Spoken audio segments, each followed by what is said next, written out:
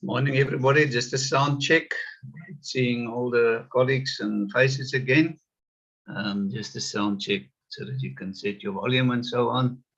We're just admitting many more participants into the meeting, and we're looking forward to spending some time with you today. So I'll be with you in a few seconds. Morning, Chair. Morning, everybody. Good morning, Basil. Good morning, everybody. Good morning, Basil. Thanks, Bob. Thanks, Terry.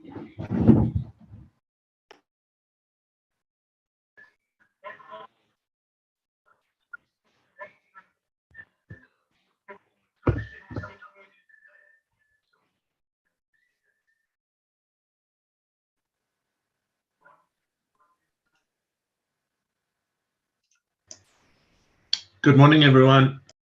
Morning, Eugene.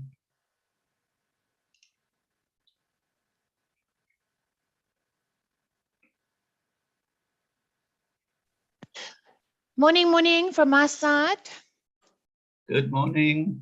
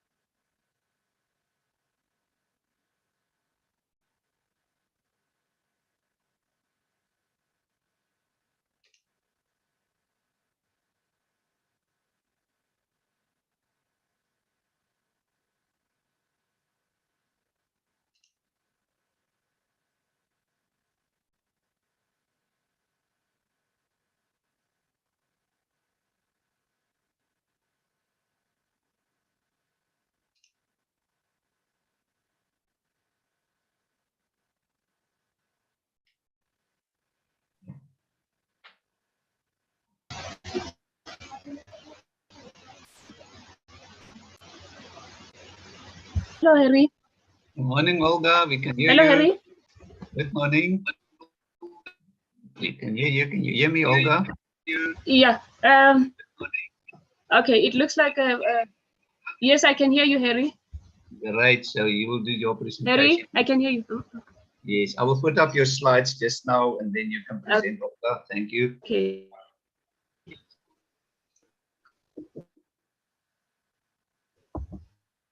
Thanks. Bye. Slides.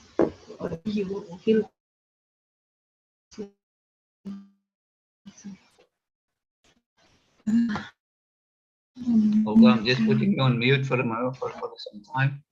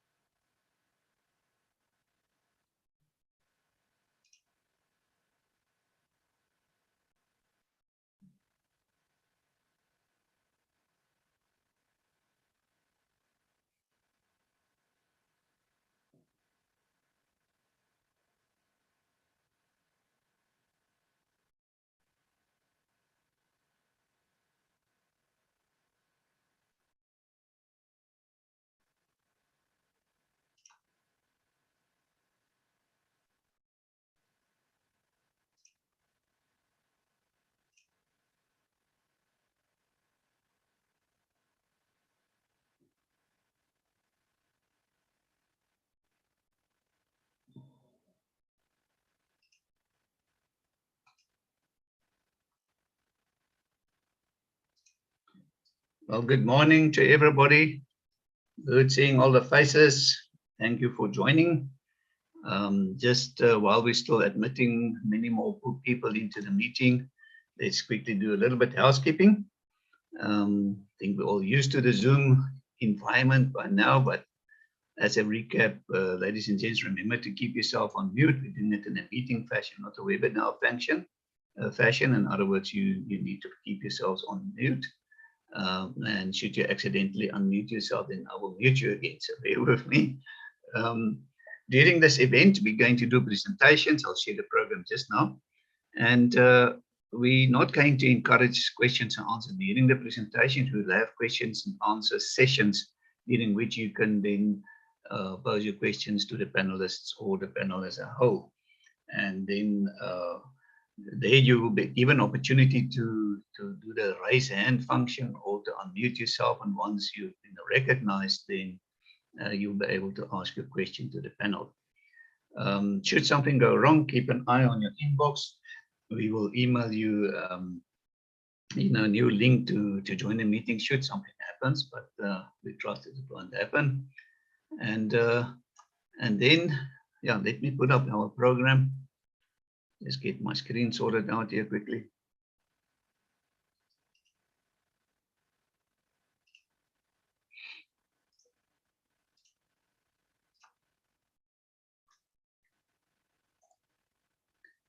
So there's our program, and you can see it's an overview of logistics, linkage to trade, and what can be done. And Dr. Unita Maria, our host, will introduce the program and the presenters to us. She kindly agreed to act as MC for our event, so we're very much looking forward to that. So there's the first half of the program. You can see at the end we will have questions and answers of this section, and then we will go into the second half of the program. There we go. And you can see there's another questions and answer session again. Reason why the meeting is a bit later today is because we've got people presenting from the US. So these presenters are, even though it's later for us, it's still 1:30, 2 o'clock in the morning for them. So we're really appreciative of them, joining us. That's early hours in the morning for them. So it's a big challenge for them. Ladies and gents, obviously the Transport Forum is presented complimentary to the public as well as the related content on the web. So we have sponsors and associates with the Transport Forum making this platform possible for more than 15 years now. And we would like to give recognition to our sponsors, and we're doing it with lots of fun. So we're doing prize giving, prize winning. You can see today we've got 2 prizes. How it works is that we present quickly the slides of our alliances and sponsors. You can listen carefully. After we presented that, we're going to ask questions, 2 questions, and then should the first person answering the question right, he or she will then be the winner of that prize. I will just repeat this when we get to that. But you can see we've got 2 prizes today. The one is the Magneto LED compact light. It charges solar, and it's a very handy little lantern. And then also you can see we've got a military grade torch, very nice sharp spotlight that you can win as well. So those are the 2 prizes. So listen carefully, and maybe you the lucky winner of one of these 2 prizes today. So the Transport Forum is blessed in having formal industry alliances. Those are SAF, SAPA, SABOA, AREA, and SILSA. And I'm quickly going to introduce you to these alliances and formal agreements with the Transport Forum. The first one is our host today, South African Association of Freight Forwarders. You can see they've already been established in 1921. It's a national association with members throughout the Republic of South Africa. Members make a major contribution to facilitating trade within South Africa. Member companies manage over 80% of South Africa's international trade. The association is accepted by authorities as the leading industry voice and is consulted by them on matters influencing freight management. So thank you very much, SAF, for hosting us today and for your alliance. We really appreciate that. The South African Express Parcel Association is a represented body in the voice of the express delivery industry in South Africa, SAPA. And obviously, people from these organizations, you're very welcome to interrupt me if you want to say a few words yourselves about your organization. You're most welcome there to interrupt me and do that. So South African Bus Operators Association, they're representing the coach and bus industry. Thank you, Basil and his team, for their kind support. We've got African Rail Industry Association, really working very hard in bringing in third-party access to the country's railway network and getting rail working again for South Africa. They say they're rethinking rail and connecting Africa. Thank you, Rio. Chartered Institutes of Logistics and Transport, the leading international professional body for everyone who works within supply chain, logistics, and transport. Thank you, Silsa. And then we've got formal industry media alliances. Obviously, there are many others as well, but these are in a formal agreement with the Transport Forum. One is Freight News. Let's go to Freight News. Don't know if somebody from Freight News want to say a few words.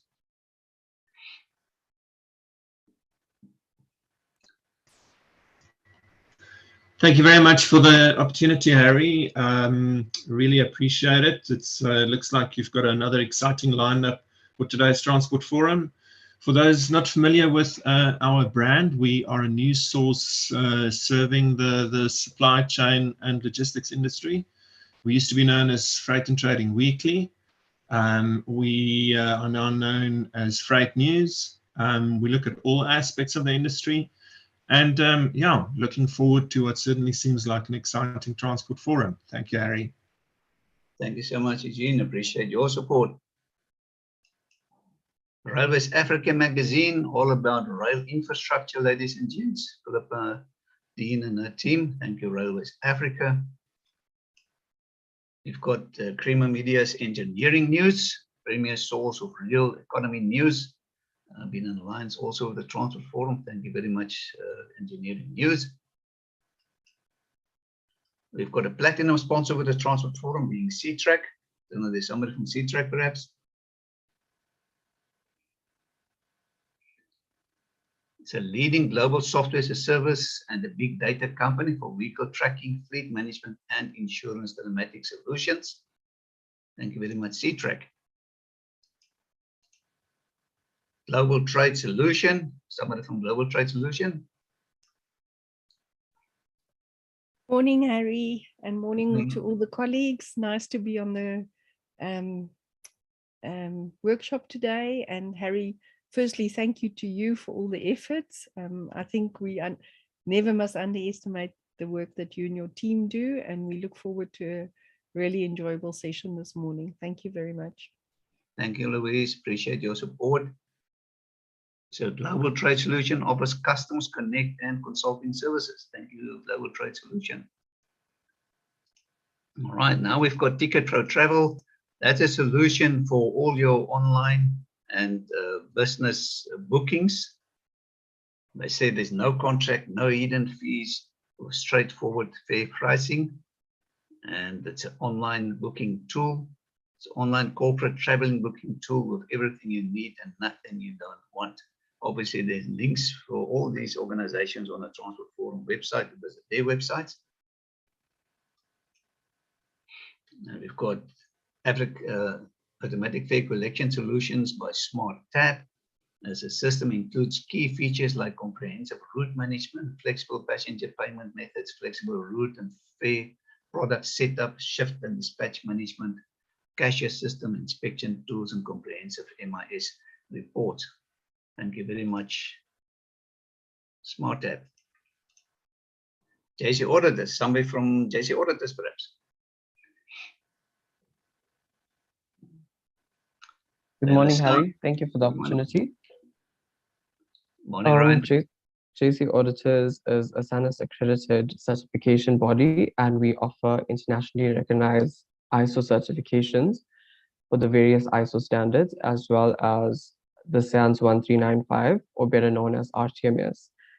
I think what makes JC Auditors unique is that we are a one solution stop, because we provide certifications not just for the transport industry, but various other industries. JC Auditors has been operational for about 15 years, and we operate nationally and internationally. We have 3 offices, our head office being in Pietermaritzburg. We have an office based in Johannesburg and one in the Western Cape. Apart from audit services, we also provide training courses. We assist with health and safety and various other specialist services, such as engine supply audits copy and various compliance solutions. Thank you.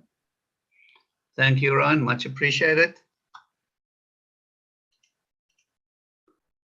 University of Johannesburg, the Directorate of Transport and Supply Chain Management. They also have the Institute of Transport and Logistics Studies. They've been involved, also mentoring myself for many years, all these years in the Transport Forum. Thank you very much, UJ, for your gold sponsorship. I really appreciate that. Right, Bisco, somebody from Bisco. Greta. Good morning, Harry. Yes, greetings to you and to all the participants on the webinar today. Bisco, we are all about providing skills and training and development for people in the supply chain field. So our focus this month is on logistics courses, which are all internationally certified by the Chartered Institute of Logistics and Transport. So yeah, speak to us if you need any education or skills or any assistance with understanding your skills, then we're the person to talk to. Thanks so much, Harry.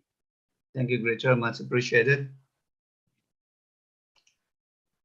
Verde Cargo, it's a leading cargo airline providing express airport-to-airport solutions and related services to the courier and express logistics industry. Thank you very much, Verde Cargo, for your gold sponsorship. Zutari, somebody from Zutari.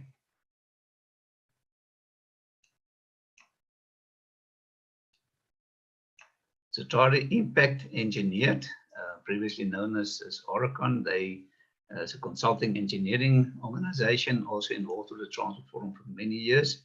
Thank you very much, Zutari, for your support.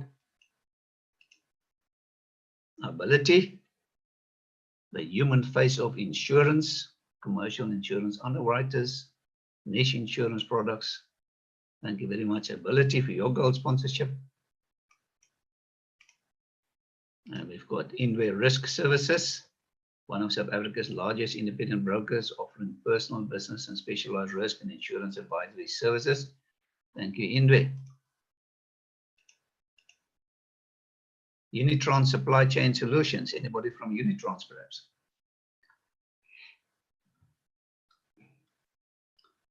Innovation Expertise Delivered, leading provider of integrated transportation, warehousing, and supply chain-based services to customers with a variety of needs, offering bespoke value propositions in each segment. Thank you, Unitrans, for your gold sponsorship. Standard Bank, somebody from Standard Bank, perhaps.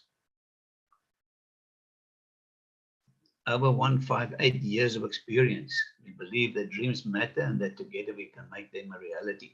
Kathy Bell from Standard Bank has been supporting us for many years, also involved in the road transport management system. Excellent work they are doing. Thank you very much, Standard Bank. Cuba, somebody from Cuba. Cuba is saying they're transforming ticketing in South Africa as part of the ICM Mobility Group, enables public and private transport to move into a digital era. Thank you very much, Cuba. Easy Clear, somebody from Easy Clear. Morning, Harry. It's Michael here. Good to have joined you again, and it's great to see the participation and sponsorship is growing for the forum. Just by way of introduction, yes, EasyClear provides a software as a service solution, or a truly web-based solution for the customs, freight forwarding, clearing, and logistics supply chain in South Africa and beyond our borders. And we also provide solutions to keep our clients and the industry trade and customs compliant. Thank you. Thank you, Michael. Much appreciated for your support. All right, the Bunya Capital, bespoke taxi industry insights. Should you need any knowledge in terms of or advice in terms of integrated public transport network, you're welcome to contact the Bunya.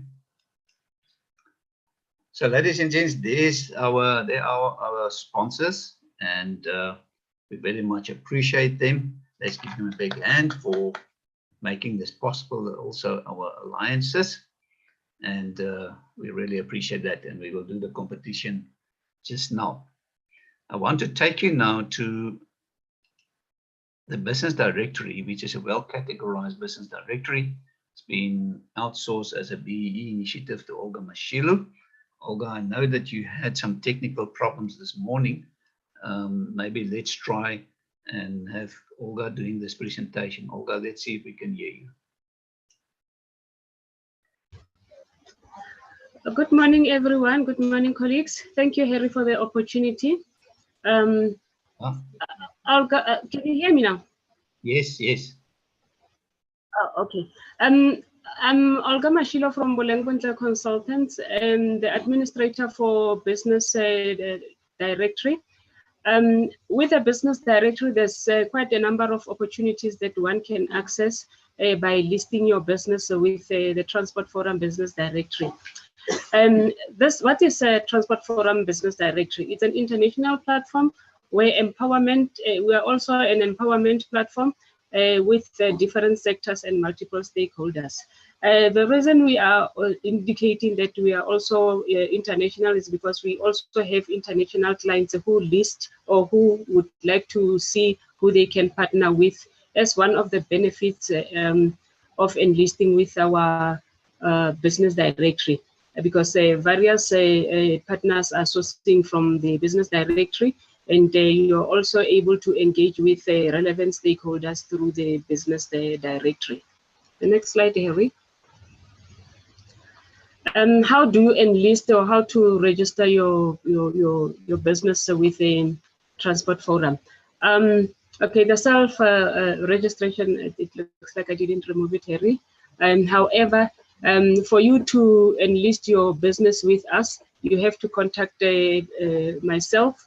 I would be sending you an email with the application form where I would need all your company requirements, and with an annual fee of 450, one is able to activate on receipt of a proof of payment. We activate your company on our directory. However, we have a number of people who would visit the website or the business directory on daily basis. We see the traffic of around 1,000 or 1,200 people looking for potential clients or potential business partners.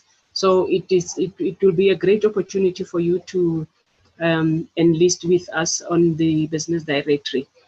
While on the business directory opportunities also, we have an exciting program that is run by CTA, which is Commercial Transport Academy.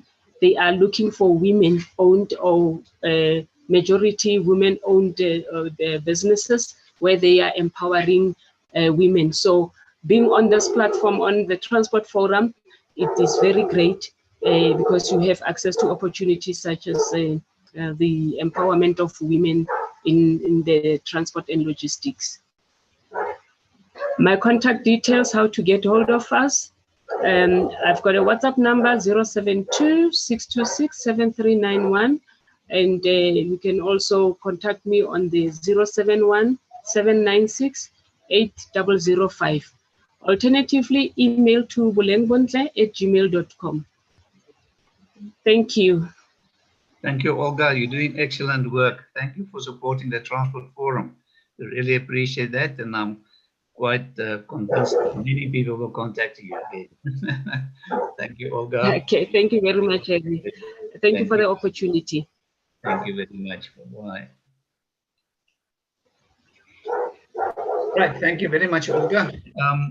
Ladies and gents, the presentations you see here presented today will be uploaded to the website. Those have been made available. You'll be able to view them on the Transport Forum's website, that one. Obviously what should happen is that you need to log in to access the presentations. Just quick information, you'll see if you go to the Transport Forum's website, that's now that website. If you go to that website, you will see that you have to log in. Should you not have an account yet, you click on sign up at the bottom of your screen, sign up. And then once you selected sign up there at the bottom, then you create your own username and password, you log in, and then you get a little search engine. And the search engine, you go to events, you select downloads, there you go. And once you've selected that, you'll get a little search engine. At the top, you can type in a title or the person's surname or whatever, like logistics or so, and you hit search, and it'll search for all 15 years worth of presentations. One of the strongest knowledge bases in transport, I think, international. Or you can go to category and you select under category the date of the event, and it will, if you hit search, it will bring up the events presentations, and you can download it all for free, made possible by our sponsors. So talking about our sponsors, here's the exciting portion again, and that is we now need to do our competition. And so we're going to ask a question about our sponsors and our alliances.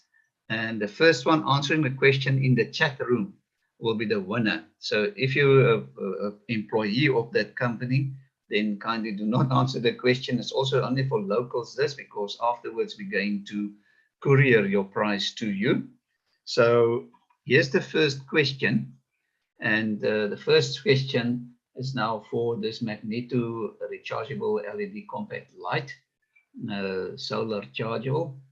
So here's the question. Let's see who answers correctly. Should you be involved in the freight forwarding industry? What association should you need to be a member of? There we go. Delaray, you've got it. Stop. So Delaray, let me just make a note here. All right. So the second prize is now for the military grade torch. Let me just take you back to the sponsors slide. You can just see the sponsors. Almost there. There we go. All right. Ladies and gents, tell me, what organization is a consulting engineering organization supporting the Transport Forum? Consulting engineers. There we go. Pam, congratulations. You got it. It's Sutari. So let me just make a note here. Pam, ready? Congratulations, Pam. You're very sharp. So, ladies and gents, the prizes will be couriered to these people in the next few days. What I want to do now is I would like to introduce you now to our host of South African Association of Freight Forwarders, Dr. Unita Maria, and she's going to do the formal welcome, and she's going to take over from me being the host for the day. Thank you very much, Dr. Maria. Thank you, Harry, and thank you, colleagues. I think it's actually a very exciting program, and we want to take you through that. So, but before I do that, I just want to congratulate Harry. I know he continued with the Transport Forum, but for us, there's appreciation because we get relevant insights. We understand the logistics supply chain much more. And I think by promoting all the sponsorship and what they're doing, we know now if we have a problem, where do we need to go to? So with that, colleagues, I think we're going to stick to the timeline. You can see that it's myself hosting it, and then we've got Jeremy, we've got Dr. Morgany that's going to take us through the trade, then very much Professor Andrew, and he will also show us a book that he has written. He's an author of a very exciting exciting book on land borders. And then we will have a little bit of a break. Then we come back to Martin, Dr. Martin, that will show us how do we need to make sure that our trade capacity runs with the logistics. And then ultimately we will close off with Professor Dan from America that will give us around what is the trends in Africa or around the world, and can logistics supply chains or networks absorb any risk? And if they do, how can they come back with a resilience in that? So with that, I'm going to share you one slide, if Harry give me the opportunity, just to set our understanding and help you to see that we're on the same page. So if it comes through, you just can let me know. And I'll put it in presentation mode.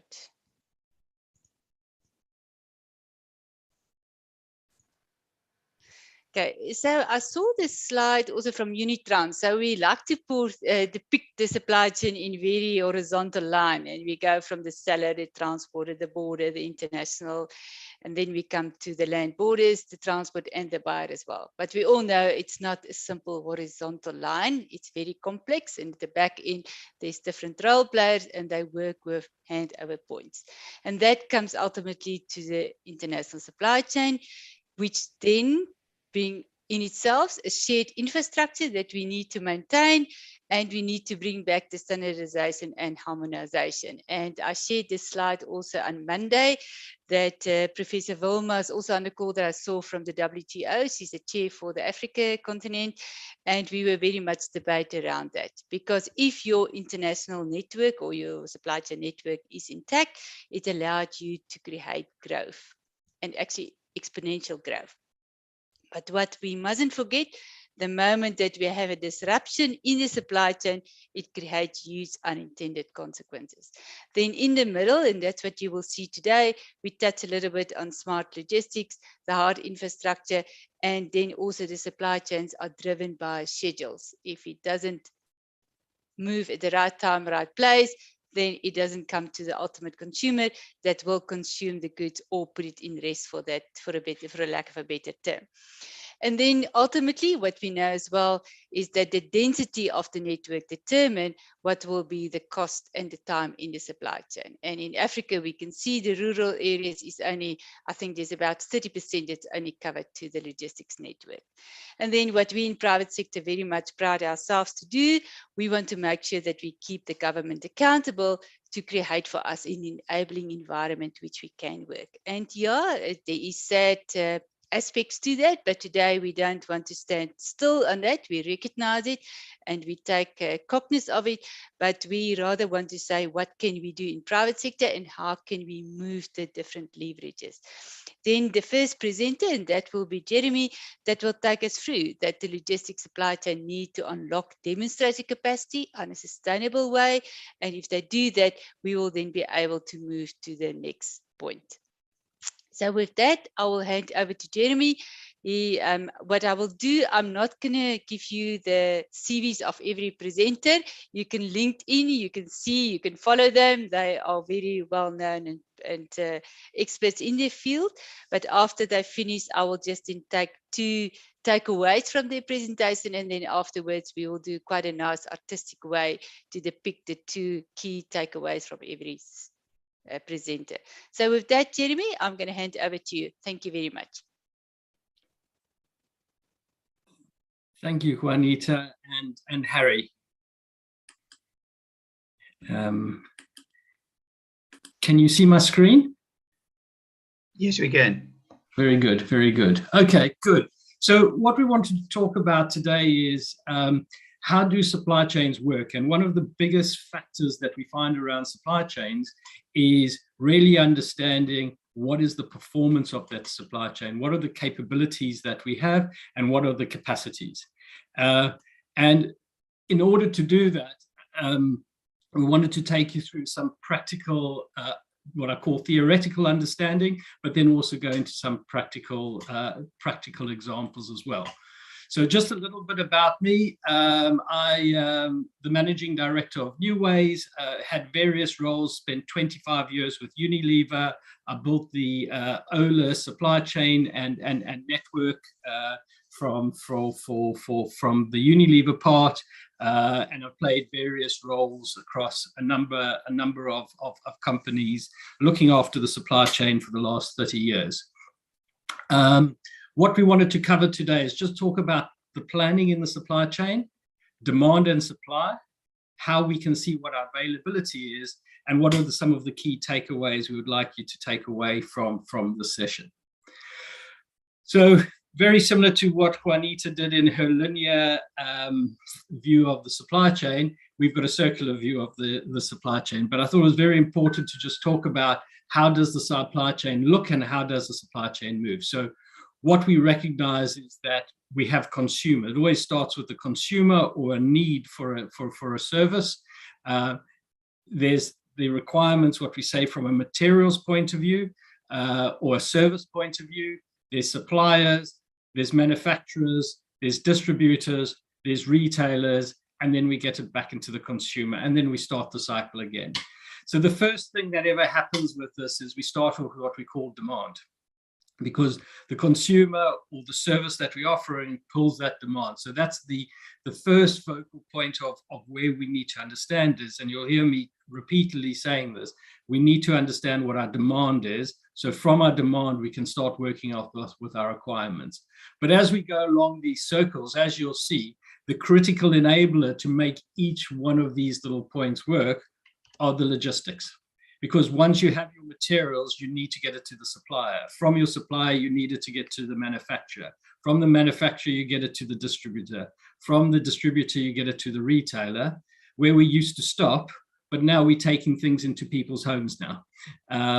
And what we're starting to see happen and emerge is there's quite a lot of the Ubers and the various other delivery services are moving into taking from a store or from a manufacturer directly into the consumers' homes as well. So there's that whole logistics environment. Every single step of the way requires movement, and logistics need to play the part, except for the first step, which we talk about, the demand. So once we know what the demand is, off the wheel goes again. So those are the key enablers of, say, how we see the supply chain working. But the big key thing is it's good to see all these what I call these components within the supply chain. But how do we coordinate it? How do we make this work? And that for me is what we call planning. So this is how we plan our supply chains and plan our operations. The first thing we need to understand is what is the product or what is the service that we have, and what is the customer or the consumer's requirements. So that is always your starting point within any organization or any business or any service that you do. And a lot of we think about these traditional services either about producers or services that we offer from a transport to this, but this applies to every single business and every single organization in the world. To give you an example, this particular model that I'm going to share with you now, we've applied to a number of police forces and military forces as well, because they have a service to provide and they have an output to do, and I'll bring that to life later on. So every single business and organization requires a similar input. So once we look at what our product or our service offering is, we then need to understand what is that demand, where is that demand coming through, and we'll talk a little bit through that. And once we know what our demand is, we can create now what we call a master plan. This is the master plan of how we're going to get things, how we're going to move things, what are those what I call requirements that are effectively needed. And against that master plan, we then go into operational planning, and that operational planning then drives, that master plan drives your procurement, what your procurement plan is, and what your purchase orders are, what your supply or your material plan is, and then how do I schedule that on a daily basis. What are my resources or my production plan? So when we talk about resources, that might be people. If you're a consulting business, if you in the military or the police force as well, that means it's those type of personnel. From a transporter, it's about how many vehicles you have or how many slots you're able to load, etc. And then you go into your daily and your detailed scheduling once you have that. Similarly, you have a distribution plan of how you're going to distribute anything, and you have a distribution schedule and a transport plan and a transport schedule. But that is all driven from your master plan. And obviously you have your suppliers on the left. And then we have something that we all bring into our business, and we all tie this together. It's called an integrated business plan, or some people call it sales and operations planning, but various other things is the overarching thing to just say, are we coordinating our product, our demand, and our master plan? So these elements that we talk about, the integrated business plan, the product and the service plan, the demand plan, and the master supply plan, we call these our tactical plans. These are tactical plans that we put in place, ideally, for the next, in a monthly buckets, up to most probably 18 to 24 months out, so we can see things are happening. And then you'll go down into your next level, which is your supply and your resource plans, which would most probably look at the next 12 to 16 weeks.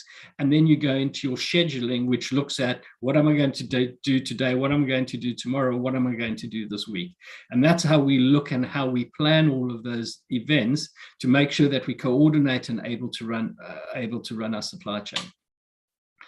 Now, from those particular areas, we pull out two big areas. We talk about demand and supply, because we first of all need to understand what is the demand, what are those requirements, and against the supply is what capabilities and what capacities do we physically have. And getting this balance right is the critical to the availability of our availability of our business or our organization. So let's just talk about the demand side in more detail. First of all, we need to have a baseline when we're trying to work out what our demand is. And that's normally on history or trends or statistical models that you use. So you've created a baseline. Then on top of that baseline, you need to say, right, what intelligence that I have out there, what insights can we bring, and then also what's happening in the macro and the micro economics. So giving you an example is when we had, when you go into lockdown, we were able to build a model very quickly to try and understand what is the demand going to happen in terms of the retail and the food organizations. And that model was built around the fact that 60% of your food and your groceries are consumed by what we call retail environment, and the other 40% is consumed through what we call food services. So food services are, people eating in restaurants and bars, in canteens, at schools, at universities, all those places, tuck shops, etc. So 60% is consumed through the retail environment, 40% through food services. So as you start having shutdown and lockdown, that restaurants close or restaurants have limited hours, people are working from home, so there's not as many people at work going to the sandwich bars or the work canteens. You can work out very quickly where that demand is, and from that, how much is going to shift out of the food services into the retail environment, and how the retail environment. And against that, we were able to help businesses who were in the food, particularly in the food services, who had lots of what we say capacities in terms of transport, and they had lots of capacity in terms of lots of food there that was no use for, and the retail environment was really struggling with those. You can redeploy those resources by creating those plans and those insights, really understanding the demand, what it would look like, and how you can react to that. And then the third part of that is we call this about events. So promotions, if you're promoting something, you're bringing in new products or you're providing new services, innovations, but also the seasonal events and the celebrations events that we have. So when we talk about seasonal and celebration, we talk about Easter, we talk about Christmas, we talk about New Year, Chinese New Year, Diwali, all those big events that you know will happen, there's always a huge demand in certain areas that we need to be able to factor those in to really understand what those demands are. And just to give you an example, looking at from a police force point of view, you can actually use history and trends to see when are break-ins, when are robberies going to have. There's actually a very good trend when you can predict it, and also the time of the month, and also what the weather is doing. So you find that actually break-ins come right down when it's raining versus when it's not. And again, if you've got a big sport event or big event that's happening, what you'll find is your police forces are all concentrated, they're taken out of circulation because they're all concentrated on those big events. And what you also find happening is break-ins and incidents skyrocket when those events happen, because they know the protection services have been moved away from that. So you can actually predict when that demand is going to be, and against that, look at how you redeploy your resources. So it's not only in industry, it's in everything that we use today.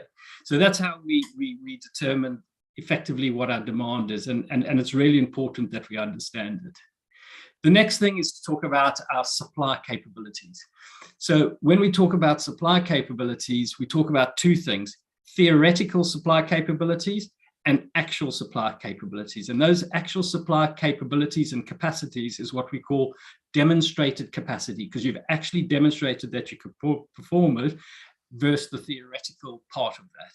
So this is really important to understand, because when you're looking at how you're running your supply chain, you can't afford in this day and age to run your supply chain on theoretical capacities. You have to run it on demonstrated capacities. And those demonstrated capacities, the things that we need to take into account is people just look at from what we say from a one-dimensional, it's multi-dimensional. So the four ground rules that we normally say is you need to understand what facilities you have, what warehouses or bulk tanks or storage location or production facilities or storerooms or cold stores that you physically have, and how does that look to the demand, and how we do it. So for instance, a warehouse, we say we've got place for 20,000 pallets, but actually what we're finding is we can only move in and out 18,000 because our cranes can't move fast enough, or it's too high, etc. So we can't use the theoretical capacity. We need to use what we call the demonstrated capacity, how it has been performing for the last 3 months, as opposed to what we would like it to be. The next thing is to understand what your equipment is. So your production lines, your packaging equipment, your cranes, your vehicles, your trains, all the different equipment you have, we need to understand what those capacities and capabilities are. And then also your materials. So raw material, ingredients, packaging, spare parts become one of those materials. Containers become one of those, and we'll talk about containers later. Fuel, coal, all of those become materials that we need to take into consideration, because you'll see that becomes an issue. And finally is the resources. It's not saying I've got people. Do I have people with the right skills? Do I have engineers? Do I have drivers? Do I have enough customs officials to clear these goods? If we're having border blockages, what are we going to be doing because we don't have enough customs officials? How are we going to plan that? Are we going to plan that they're going to be there or they're not going to be there? We need to take it for those periods of time at what we call the demonstrated capacity. So those are the key things that we take in. And we always say your capability or your capacity is the smallest link, is the one that has the longest lead time or the biggest issue. There's no point saying my facility and my warehouse is 10,000 pallets, when actually my cranes, I've only got enough cranes to move 5,000 pallets. So those are the things. Your capacity or your demonstrated capacity all of a sudden becomes 5,000 rather than the 10,000 that. And this is what we call the brutal honesty that we need to put in, because if we don't put in the brutal honesty, then we find that we have service deliveries and service issues because we're not having the right level of conversations. So in order to take that to the next level, what we do is we want to know what our availability is. So we look at what our demand is. We look at what our dem cap is. So for instance, your demand says, I need 80. If I look at my dem cap, as you can see, my theoretical is 100. But actually my demonstrated capacity is only 70. So therefore I put in 70. And when we look at that, we see that we are 114% overutilized. So what does that mean for us?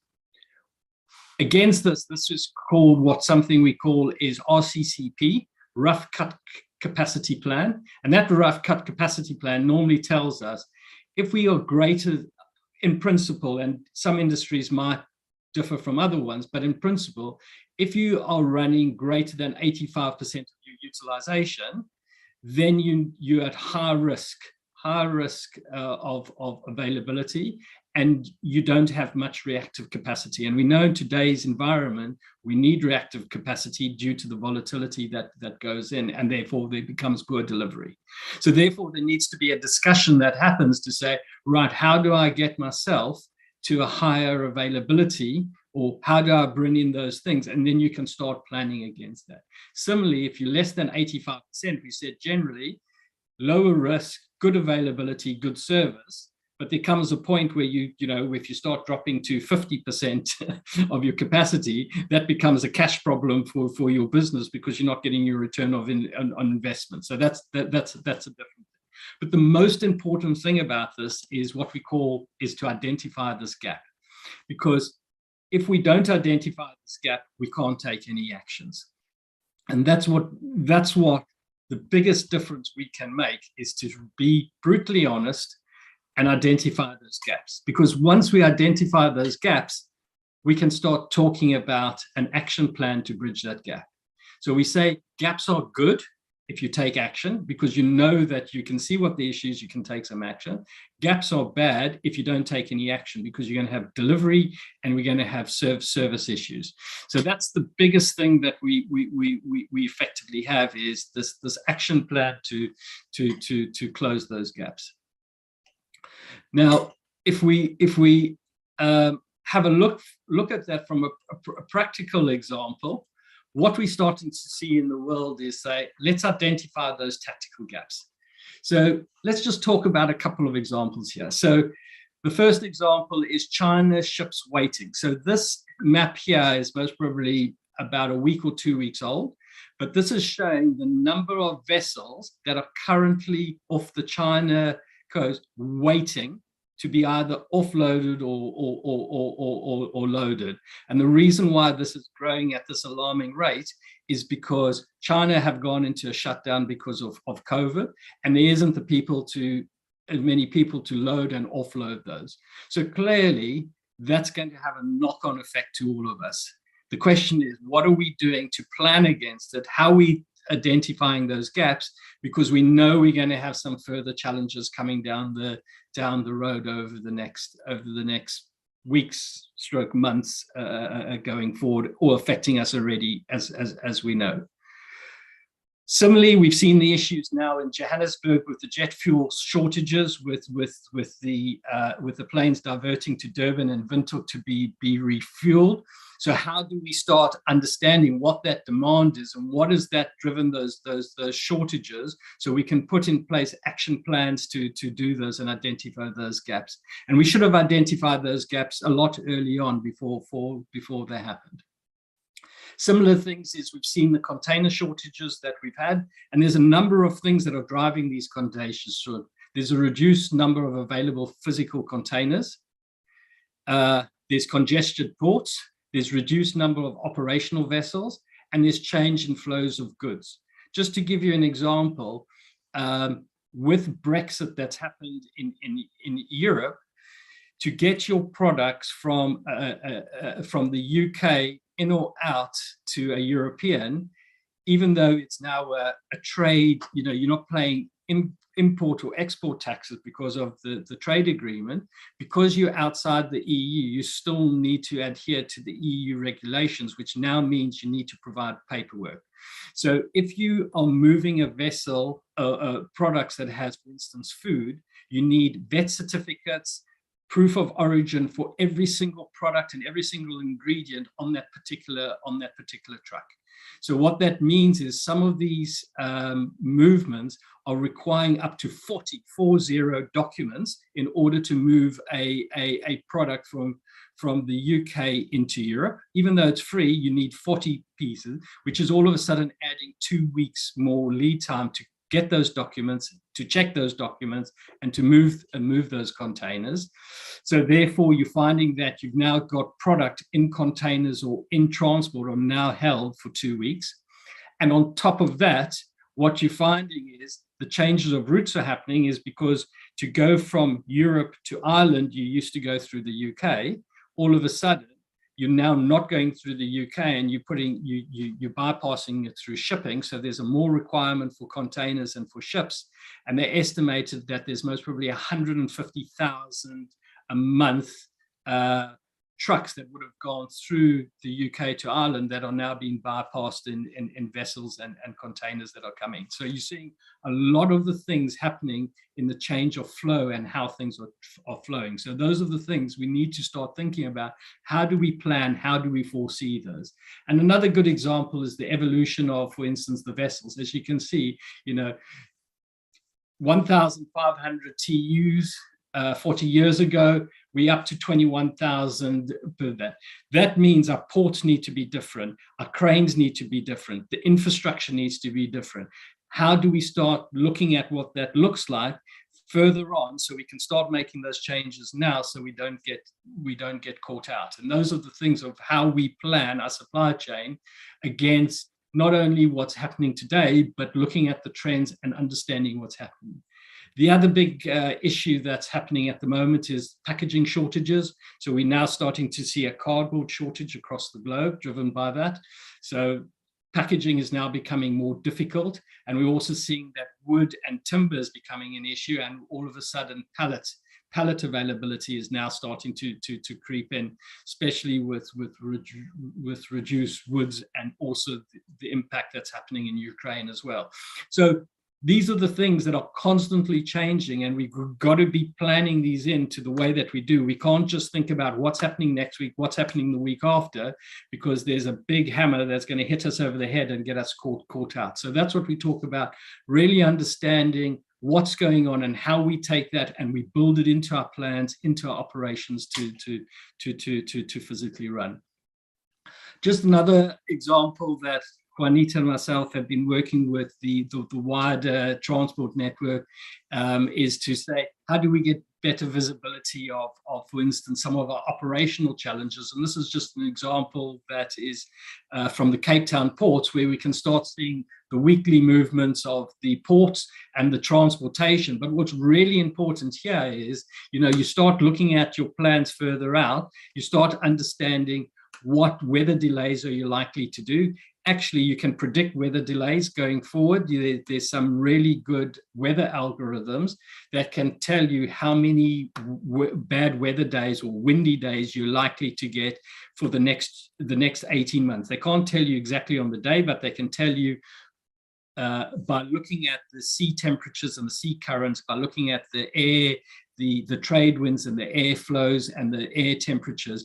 There's a lot of fancy algorithms that you can start working out what that is, and particularly around things when you have seasonal effects with the citrus and various other things, you can start working out, how many gangs do I need, how many cranes or RTGs do I need, etc. And from that, you can start working out your demonstrated capacity and start predicting where you're going to have those, what we call those gaps. So we're able to take action. So I'm going to leave you with that. I think we bang on time, but the takeaways to take away and think about and reflect away, if you just think about 4 things: get your demand right, incorporate all the intelligence that you can, be brutally honest with yourself and put down what your demonstrated capacity is. So we stop living in the dream world and we have the reality check to say, this is what we are currently performing on. So we can identify our gaps and we can take actions against those gaps. That's the most important thing that we can do to improve and step change our delivery, is take actions to close those gaps that comes out of your, what we call those demonstrated capacity. So hopefully that just gives you a quick summary of what we see in terms of running and planning a supply chain. Always what we say is great plans equals great execution. That's where the heart lies. So thank you, and look forward to any questions later on. Thank you, Jeremy. When we prep for the webinar, we were thinking that we will do an artistic view at the end of the forum and send it to everyone. On mute. No, can you hear me, Harry? I think maybe. We can hear you, Unita. Yes. Oh, sorry, yes. It's fine. So when we prep for the meeting, for the webinar, we thought we will do an artistic view at the end of the webinar and send it to everyone as a gesture to join. But when I look at your concepts, it wasn't 2 key concepts. It's about 4, but we will bring it in the artistic view. That's definitely the capabilities, brutal honest, and the coordination and planning. And you're quite right. We in South Africa have a different concept of master plan because it's been rolled out by the DTIC. But I think we want to thank you very much for your insight and your understanding, and very much appreciate it. And you actually open for us the door now to Morgany. I think that's for you much easier to talk to us about trade and where do we grow and what do you see in your crystal glass, what's going to happen. So over to you, Morgany, and welcome. Thank you.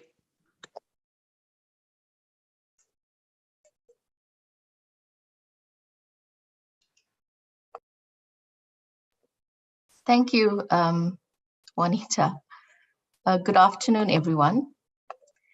First, let me just thank the Transport Forum for this invitation and the opportunity. I must appreciate and commend the program and also its relevancy and value for supporting trade. And also let me thank Jeremy for his presentation. I learned quite a lot from it. I was a bit, I wouldn't say unsure, but maybe a little bit nervous about making this presentation because I'm not an expert in your sector.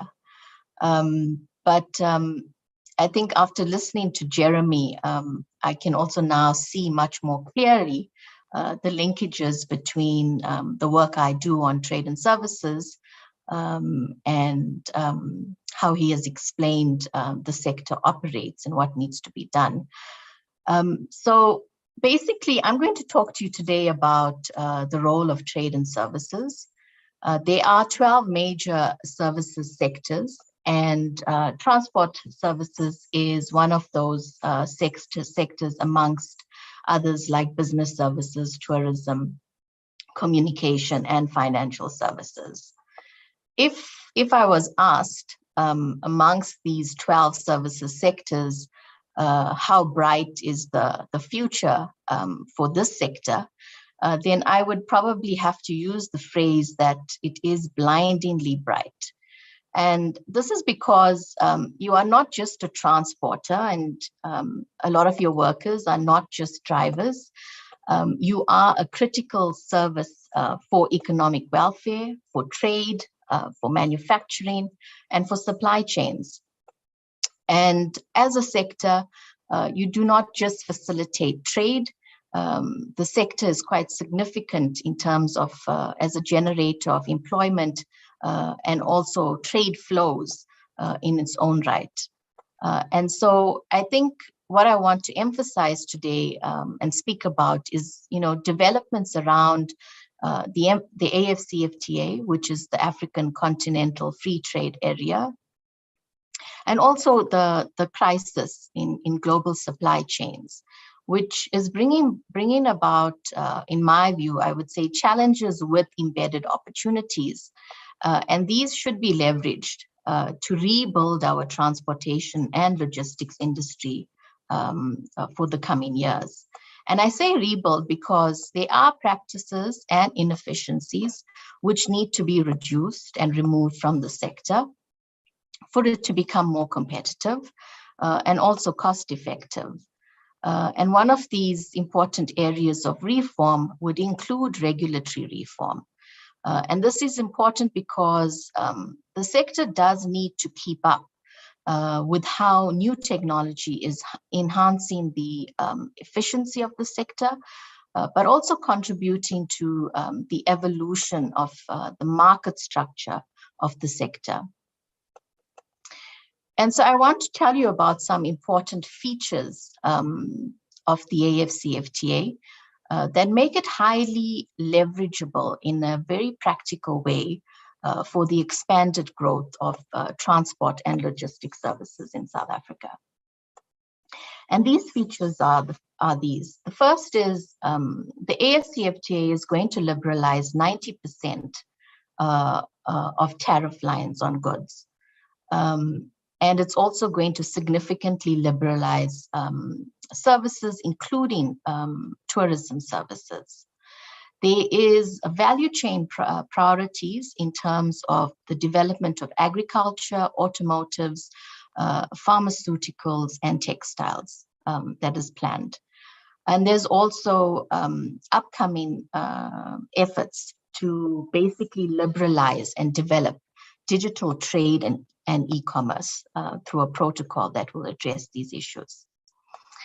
And I think since the launch of the AFCFTA, you may have noticed that the venture capital into Africa, into startups, has increased significantly. Also, for example, Jumia, one of the leading e-commerce platforms on the continent, has inked partnerships with Chinese logistic firms. I think it's 4PX and also UPS. And this is all in anticipation of the tremendous growth and demand for just-in-time supply services. And through these developments under the AFCFTA, there is now a stronger recognition on the continent that transport services are critical inputs to producing goods and providing sales and after-sale services. Also, that logistics services are essential for the development and optimal functioning of regional value chains. So if you are now one of the 43 AFCFTA state parties, like South Africa, there is both an incentive and also a legal compulsion to rapidly initiate reforms that are positive enablers for investment, for innovation, and competitive supply of transport services. And this is because, the health of the AFCFTA and the functioning of it hinges on having an efficient and cost-effective transport services sector. There was an interesting study by the United Nations Economic Commission for Africa, which has found that the implementation of the AFCFTA would lead to an increase in demand for intra-African freight and transport services of around 28% by 2030. And this includes the share of rail services, which out of all the modes of transport is expected to increase from 0.3% to 7%. This sounds quite impressive, but the question is, how ready are we in South Africa to make the most or get the most out of these opportunities? And at this time, I would probably say, not as ready as we should be, because earlier this year, there was a Human Science Research Council study, which found that South Africa has at this time a negative and deteriorating trade balance in transport services. South Africa's transport exports were around 2.1 billion US dollars in 2019. 1.1 billion of this was in freight transport. The transport imports coming into South Africa are in essence 3 times higher than the transport exports moving out of the country. There is 4 main South African container ports and of these 4 main ports, they are considered amongst, the worst performing amongst, I think it was 355 in the world. And this is just the data that is out there. And so our capabilities are being perceived to be badly eroding. But I think also what the data shows is that because the road freight sector appears to be outperforming other modes, it is somehow viewed as more dynamic and competitive, including that some of our intermodal terminals, the volumes have declined, and a few of them are dormant. And this is quite unfortunate because at one point in time, South Africa was, I think, 20th on the World Bank Logistics Performance Index. And instead of improving ratings, we have been declining since 2016. And interestingly, also, about 85% of Africa's rail track is in South Africa. 85%, and that's almost the same size as Deutsche Bahn's network in Germany. But the rail network is severely underutilized for freight.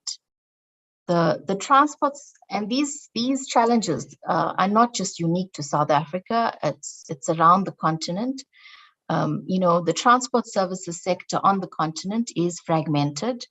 It's expensive, it's seen as being extremely expensive. The continent's road and rail and port network are overall seen to be somewhat ill-adapted for intra-African trade and the development aspirations, around trade. It's estimated, for example, that 40% of the final price of goods in Africa is due to the high transport costs. And this is largely due to the cost to import a container in Africa, which is about 55 or 56% above the world average. The other interesting thing, 80% of the freight on the continent is moved by road and trucks. And so the continent does lack alternative, effective and affordable multimodal connectivity. The other interesting thing, there is also biases in how the sector operates. For example, small scale or informal cross-border trade is an overlooked side of the transport sector, services sector. There is a study recently by UNECA again, which indicates that up to 40% of regional trade is conducted informally. And that 70% to 80% of traders in these regions are women. And what this means is that there is no one that is competitively or efficiently servicing the needs of these micro and small medium enterprises. And at this time, they are currently paying very high costs for logistics. So this is a very prominent gap in the market.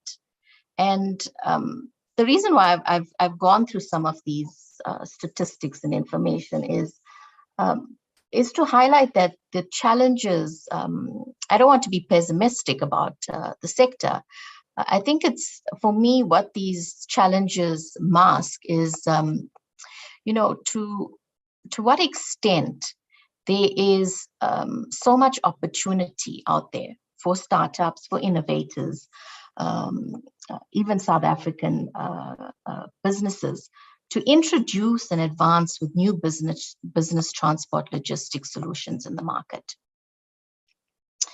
The second point I want to discuss is basically how to go about advancing your business operations in the AFCFTA marketplace, which has a combined gross GDP valued at around $3.4 trillion US. And I've been engaging with stakeholders for the past few years around the AFCFTA. And there seems to be some kind of a misperception that trade negotiations especially the AFCFTA, is politically driven without enough substantive value for improving the business environment for transport and logistic businesses. And I would say that this perception is not grounded on good information. Firstly, the Trade and Services Protocol under the AFCFTA is not about governments. It is for businesses, and it is for improving the business environment for transport and logistic services. Secondly, the way we look at services, our perspective on the transport and logistics sector is actually quite broad. And the services negotiations that we are conducting is based on a system that we use to classify services, which is quite comprehensive. And it covers everything from maritime to air to land, to the internal waterway, to pipeline, to space transport services, also involving the carriage of passengers, the movement of goods, the rental of carriers with crew, and also related support auxiliary services. Also included in the services negotiations are postal and courier services, financial services related to freight insurance, also maintenance and repair services on transport equipment, repairs of railways facilities, for example, harbors and airfield, and this would fall within construction services. There's also R&D services, business process management systems for logistics and transportation, storage and warehousing services, transport and logistic education and training services, clearing and forwarding services, also transport and logistic computer related services. And this would cover things like, customs pre-clearance procedures. There's also cargo and driver tracking included in those computer related services. We also have franchising services, which could cover franchising, logistics, and courier services. And finally, it also includes marketing and advertising services for logistics and transport. So it's quite comprehensive. And what I've just listed, whilst it's not exhaustive, I think it should give you a big picture of the opportunities to export services into Africa.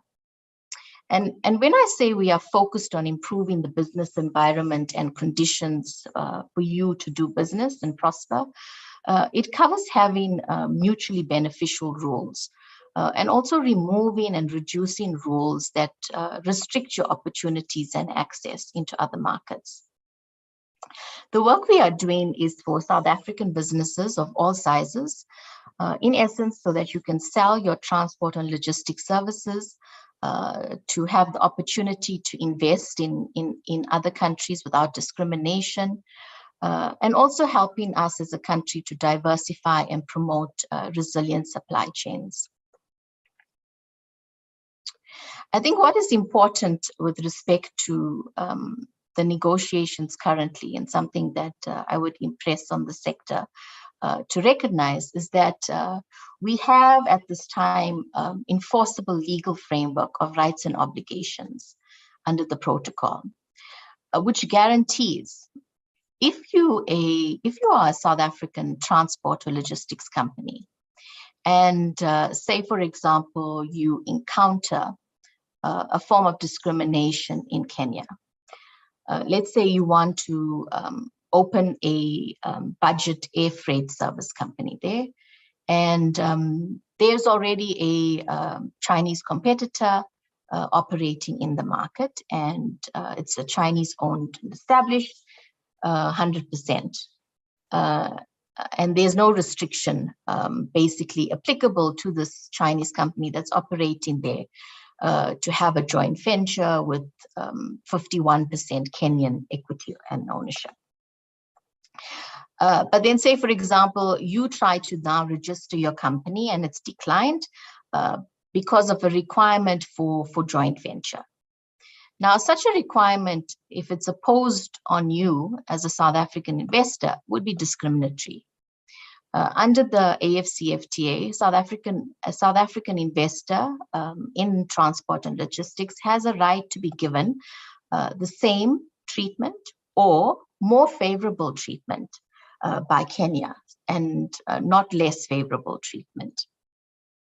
So other ways in which we are also doing what we are doing in the services negotiations affects your business is, we are trying to create rules that promote predictability and a stable regulatory environment in these markets so that you can invest and also enter into contract with confidence, mitigating certain risks that, overnight, if the regulatory regime changes, then your investment or your contract would be affected. So part of these negotiations, what we are doing, and I think maybe some of you would know from your experiences in certain markets, there are a lot of unpredictable discretionary powers. And so we are trying to discipline these discretionary powers, especially around issues like licensing, trying to enhance the transparency on licensing requirements and procedures, but also negotiating the removal of certain requirements that may be too burdensome on you or too costly for you as a business to comply with. And so I think what I want to also emphasize in this regard is that, we are aware that there is, great regulatory divergence on the continent in this sector. And this, what do we call it in services? We call it regulatory heterogeneity, which imposes great costs on you. And it's something we do need to reduce.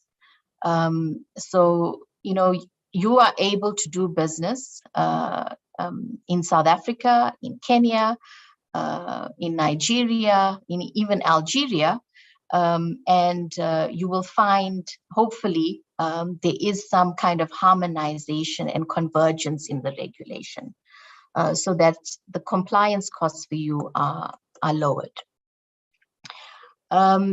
We're also addressing challenges in the financial services sector, especially with respect to payments and settlements, and also on there are restrictions on repatriation of funds, which in terms of a survey we did found that affects the sector quite significantly.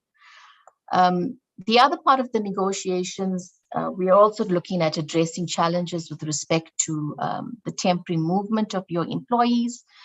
So, for example, if you want to establish in another country, or you want to scope out opportunity for investment, then you are able to send your employees on a temporary basis as a service supplier to do the work that's required.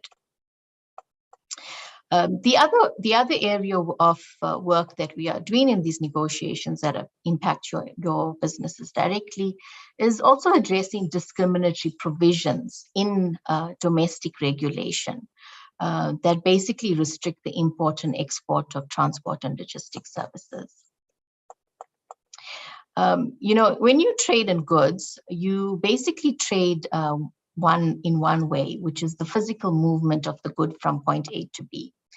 But with transport and logistics services, your ability to supply into a market can occur in 5 different ways. So there's like more opportunity under services to export.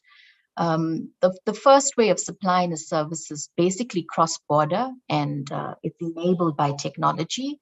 And so, there's certain logistics services, process management services that you can supply where you may not need to be physically present in the market, like have a branch or an establishment. You can do it cross-border using ICT technology from South Africa into another market.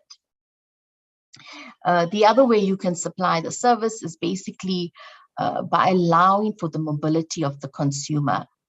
So, for example, If you find a Nigerian investor wanting to move their soap manufacturing business to South Africa, and they utilize a South African transport logistics company to relocate assets and employees, but also, for example, to transport palm oil for the production process, this would include something of allowing the consumer to consume that service in South Africa.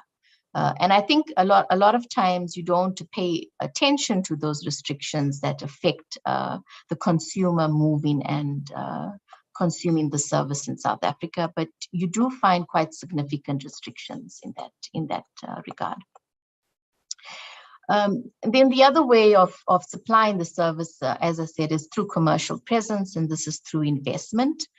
And we are currently working on trying to transform the investment environment for logistics and transport services to lower thresholds, investment thresholds that discourage, for example, small and medium enterprises in the sector from investing, but also addressing the kind of requirements around what kind of legal entity you have to be to enter a market. So things like joint venture requirements can be seen as an impediment, and those are the issues we are addressing as well.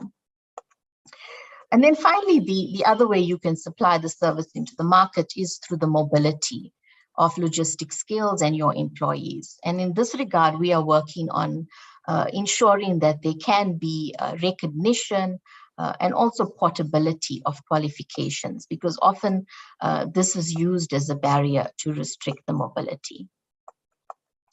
And also licensing. So these are just a few examples. And what I would like for you to take away from this is that your business development strategy could have better chances of successful implementation if they are informed by the rules found in the trade agreements like the AFCFTA.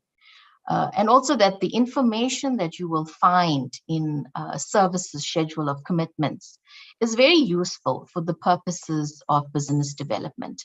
And especially how, Jeremy was explaining some of the thinking that goes into the planning of the process. I think in the services schedule, it contains information that is important, which clarifies the rules with respect for you to enter a market, and also how you will be treated in comparison to a domestic service supplier in that market. Finally, the fourth point I want to make is about realizing the potential for trade and transport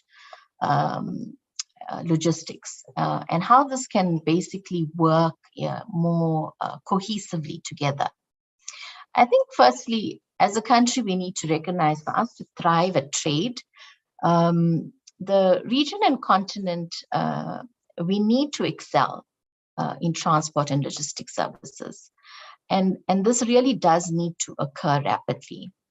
Also, for the transport and logistic businesses to thrive and grow sustainably into the future, market diversification is necessary. And this is where and how trade agreements and the work we are doing and the rules we are creating can be impactful to your business operations. So realizing better cohesion between trade and transport logistics requires you as a sector basically to deepen collaboration and also co-create, I would say co-create opportunities with other sectors, producing co-benefits of mutual interest. And I think the more strategic collaboration you have with other actors, like the Fast Moving Consumer Goods Council, retailers and distributors, manufacturers, services actors like, technical testing and analysis, the packaging industry. Also, don't forget, there's developments around special economic zones on the continent. Why I'm suggesting you focus on these actors is because what we've noticed is that in transport, the reforms that have significant positive effects on manufacturing and firm productivity These demonstrate that there is a high degree of mutual interest. And as a sector, you can basically leverage this to pursue more cohesive business development and market access strategies. But also in terms of making South Africa transport and logistics stand out in the continent, or like sought after on the continent. I think what you would need to focus on is value-added services you can bring to supply chains, basically enhancing the level of trustworthiness, of sustainability, reliability. I haven't seen anything, and you can correct me. I think there's also an opportunity for having some kind of trust mark for South African transport and logistics services. I think this could significantly boost consumer confidence, but also our export of transport and logistics services in the continent. The other area I think it's important for the sector to focus on is basically upping our offerings in green freight services. And I think you're all aware from developments last week or the week before on Anglo America's hydrogen truck. And I think this is not just an existing development for Anglo American, but it's for the entire transport services sector, especially in South Africa. The question is, how do we go about now leveraging this to capture more of the freight services on the continent and globally? And especially how you, our transport and logistics services companies, can carry this technology into new markets. Morgan, you just noticed the time. Thank you. Okay, thank you. And I think also another area you would need to work on is basically working more closely with retailers and looking at fortifying the strength of your relationship with them. I know retailers are looking to strengthen their supply chain and distribution centers. They need warehouses. And so under the AFCFTA, we're going to see a great demand for retail. And this implies that there's going to be greater demand for transport and logistics.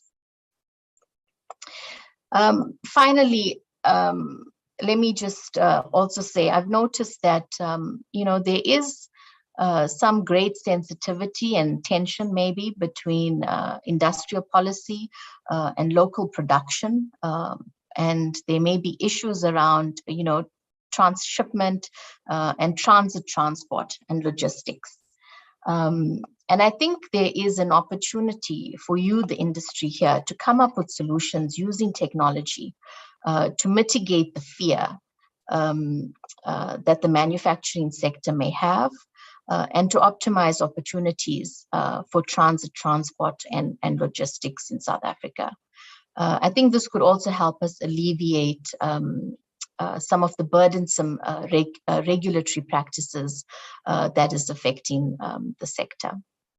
And finally, one last thing. I think in terms of going into the future for the sector, I think one important area to work on would be strengthening the intelligence of the sector. And something I don't hear or see a lot about is the role of data in the development of the sector into the future. And I think it would be important, considering the role that cross-border data transfers plays in terms of international supply chains, also in terms of requiring the seamless movement of information across borders. I think it's important for this sector to have a prominent and cohesive position on the movement of data and the future growth of the sector, especially considering the evolving and future business models that are emerging in transport and logistics. I will stop there. Thank you very much for giving me this opportunity. I must apologize, I will not be able to take questions. I need to go back to my SADC negotiations that is happening right now. So I will leave my details on the chat, and you can contact me via email, or if you want to arrange for a further discussion on Zoom, I would be happy to do that with any of your stakeholders. Thank you. Thank you, Morgany. I've got 5 words here to sum it up. I hope I'm correct. Challenges embedded in opportunity, regulatory reform, the rail network, deepen collaboration, co-create, and look at transit movement. So with that, I thank you very much, Morgany, and thank you for leaving your details, and we will engage with you. And thank you for opening it now to Professor Andrew. I think he can help us a lot with the co-create of transit borders and how it's going to move. And maybe, Professor, is also an opportunity to just show us your book, and we would gladly want to participate in that. Thank you very much. Over to you. Well, thank you very much. And so many nice presentations so far. I certainly took away quite a lot from Morgany about the opportunity to work on rules and make improvements and the like, but also from Jeremy, the importance of planning and just reflecting on the regulatory environment, how that's changing and the operational challenges that the transport and logistics community is facing. Emerging climate change issues, the opportunities of data, trade agreements that open up new markets, but also technology that enable us to work in different ways together, especially including today via Zoom and allowing me to participate here from Nottingham, United Kingdom. So there's so many trends taking place, and I'm really honored to be in this company today and talk a little bit about my book, but also my pet subject, trade facilitation, and how to maybe make supply chains more efficient by focusing on port and border compliance and operations. I'll just launch my presentation, and hopefully that should work nicely. And like any lecturer, I just need my little virtual equivalent of a PowerPoint, so that should work. Yeah, the little red dot is there. Maybe if I just briefly introduce myself, and I know the next session after me is lunch with Q&A, so I need to do that. But by way of background, I feel like I'm in very good company. I started off my professional career as a freight forwarder. I don't know if I was a good freight forwarder because my cargo always got stuck in customs, and somehow that became sort of a soul-searching exercise. And having worked in Europe, Southeast Asia, Singapore, Thailand, Indonesia, some places considered to be the best, others the worst in terms of how to work with ports and so forth. I somehow ended up in academia via route in consultancy as a trade and customs consultant. I held tenure at the University of Nottingham for almost a decade, where I taught supply chain management and logistics. I've also been running my own little small consultancy, doing a lot of work for international organizations, government agencies, and occasionally the private sector alike, having been involved in various projects that relate to economic modeling. So I heard Jeremy mention Brexit. So one of my contracts a few years ago was to look at the Brexit-related impact on UK food supply and how that would impact on how much more expensive it would be to trade between the UK and the European Union. Training, I did a lot of work in Ireland trying to help small and medium enterprises engage in the UK market once the borders are created. And there have been quite a number of single window projects, trade information portal projects and the like around the world. And I still work quite a bit with the academic sector. So I'm also an adjunct professor at the Centre for Customs and Excise Studies in Australia. I have affiliations with the University in Rotterdam, Trapco in Tanzania, and various other places. Probably what was the making of me in my various roles was a longer stint with UK government, where I was a deputy director at CITBRO, which was the UK Trade Facilitation Agency. And my job was to go around the UK business community and later also the European business community to ask what's government doing to make your life miserable at ports and borders. And it's such a good research question that it led to a fruitful academic career, lots of consultancy work, and also the book that Jonita kindly highlighted up front, which should be available, like every slogan we go, at all good publishers, good libraries, university libraries, hopefully in South Africa as well. And you can, of course, buy it directly from the publisher as well. But that's enough of that pitch. What I might like to highlight is that I have been working in the sector for 20 years, but maybe some of the motivation for certainly my book, but also for participating in today's forum here is to just sort of step back, and Jeremy had a few nice slides there, as had Jonita, about what the supply chain is. And it's always a simple one of getting goods to the port, clearing goods through customs for export, shipping goods, clearing goods through import, delivering goods to the end customer. In reality, in most supply chains, it's a little bit more complex like that. Somebody might be manufacturing goods, somebody might be procuring goods. Along the way, materials or goods might need to be stored, consolidated. Maybe the wrong orders have been shipped and have to be returned, or you ordered too much and you want to send it back. Goods will then be sold. Somebody buys those goods. Quite often, those goods are sold on for resale.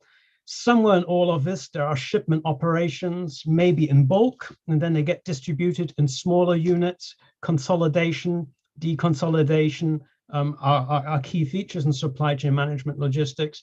And at the end of the life cycle, there might be scrap or recycle.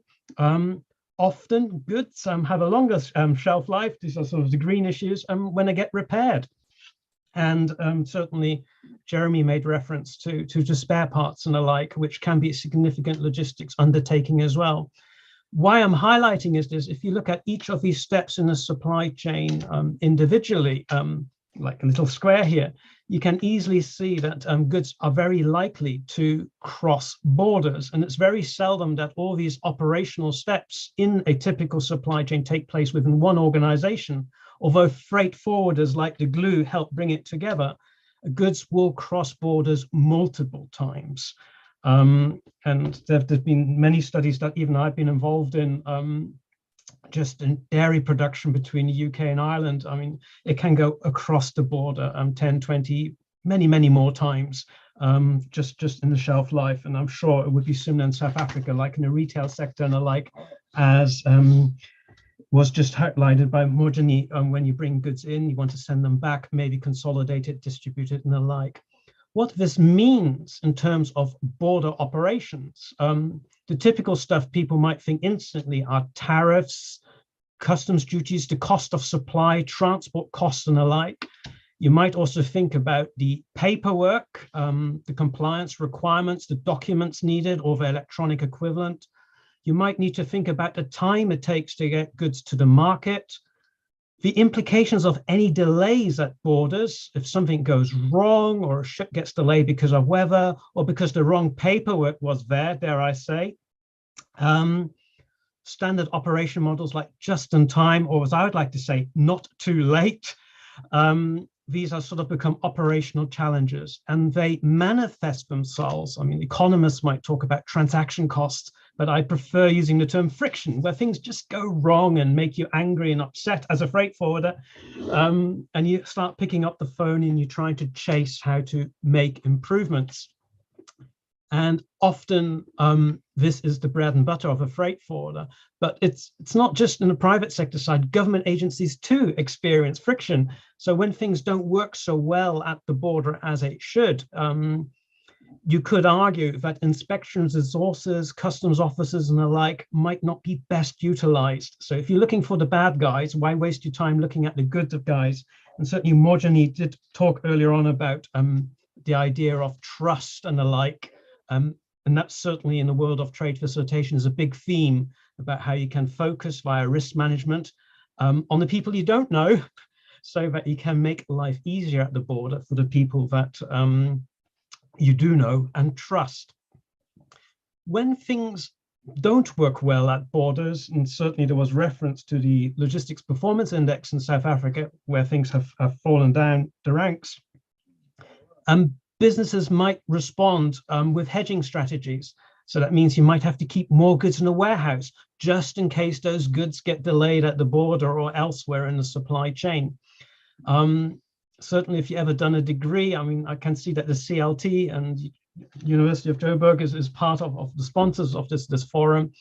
In every textbook, you might talk about the bullwhip effect. So minor delays can have big implications in terms of cost and inventory levels further up and down the supply chain. This can be a significant impact on competitiveness, especially if you aim and to seek to make your operation as lean as possible, and you might lose out on competitiveness against companies or locations elsewhere in the world that can do things better. And trade facilitation as a topic, and this is where I get so carried away, is about working out solutions on how to make things better. So if you have all these borders, how can you make those operations in a way that improves control outcomes, so public sector still meets its regulatory objectives and the like, whereas the private sector can show that they are trustworthy and compliant in the easiest and simplest manner with the least impact on the disruption, and overall the increase efficiency and reduce compliance costs. And certainly one of the motivations for my book, and it's based in the UK, and I often hear politicians talk about paperwork. And you go, well, first of all, it's not always paperwork. In most cases, we refer to it paperwork, but actually it's electronically. But you often hear the world, and certainly me too, sort of customs border formalities dismissed as just a bit of paperwork, and the work of customs officers and other border officials as just a bit of checking boxes. I would argue definitely not just. It can be quite wrought, and in some parts of the world it's a really challenge, and certainly my experiences in Southeast Asia led me to apply myself to the subject in a big way. And I guess this depends on your age, but if you remember the movie Forrest Gump from 1994, who, when referring to boxes, those that you just need to check, you refer to life is like a box of chocolates, adding that you just never know what you're gonna get. Well, this is where my gripe with the word just a bit of paperwork or just checking sort of comes from. The regulatory environment is truly complex when you're trying to move goods across borders. And it's reassuring that certainly in African continental free trade area, there's a lot of work towards alignment, but there's still a huge amount of divergence. And to get that together, following perhaps the European model, which took which took almost half a century to complete, it takes time to get regulatory alignment together. And regulatory regimes might relate to the collection of customs duties. Often they relate to safety and security, anti-smuggling checks, dangerous goods checks, export licenses, immigration and visa formalities. A lot relates to environment and health. So these are the quarantine type controls or SBS type measures, hygiene controls for food and the like, health and safety measures to make sure you're using the right handling equipment, endangered ships, endangered species. Internationally also controls about ships waste, amongst many, many other regulatory regimes that apply to environment health. Consumer protection, a big theme, especially in the European or the US market, where you have conformity checks with applicable product standards to make sure that, sorry, I need something to drink. To make sure that products are safe for human, for use, toys, all this sort of stuff has a direct impact. And last but not least, a lot of regulation relates to trade policy. So especially when there's a falling out, as is threatened, for example, between the European and the UK, you might get trade wars. They're nothing unusual, even amongst friendly countries that have often taken place, for example, between the European Union and the US on issues like steel and the like, especially during the Trump administration. So a lot of regulatory activity takes place. And you might grow gray hair or lose your hair when you think about having to comply with the regulatory activities, but it certainly serves a purpose. Society has an expectation about certain aspects that the regulator should provide for. I know this is a small print slide, but there could be threats to the national income. You want to make sure that if taxes need to be paid, everyone pays their taxes fairly, and that not some people who start smuggling suddenly don't pay their taxes. That would be unfair to those that have paid their taxes. might be threats to public security. You might worry that people smuggle arms, and you want to make sure that that doesn't happen. There might be threats to the environment. This is a bit contentious at the moment in the UK with the farmers. We at the moment choose not to enforce certain veterinary controls for goods from the European Union, but now find that there's a higher risk of certain animal-borne diseases entering the UK because at the moment we don't do the controls. So these sort of issues raise certain questions about public service and the like, and border controls sort of fall in space. It could be threats to the market, all sorts of threats that come into play and regulators need to respond to. And in those regulatory regimes, there's almost sort of a standard model, and you often assume it's a piece of paper you hand over to a customs officer. And I think most freight forwarders in this virtual room will know it's a little bit more complex.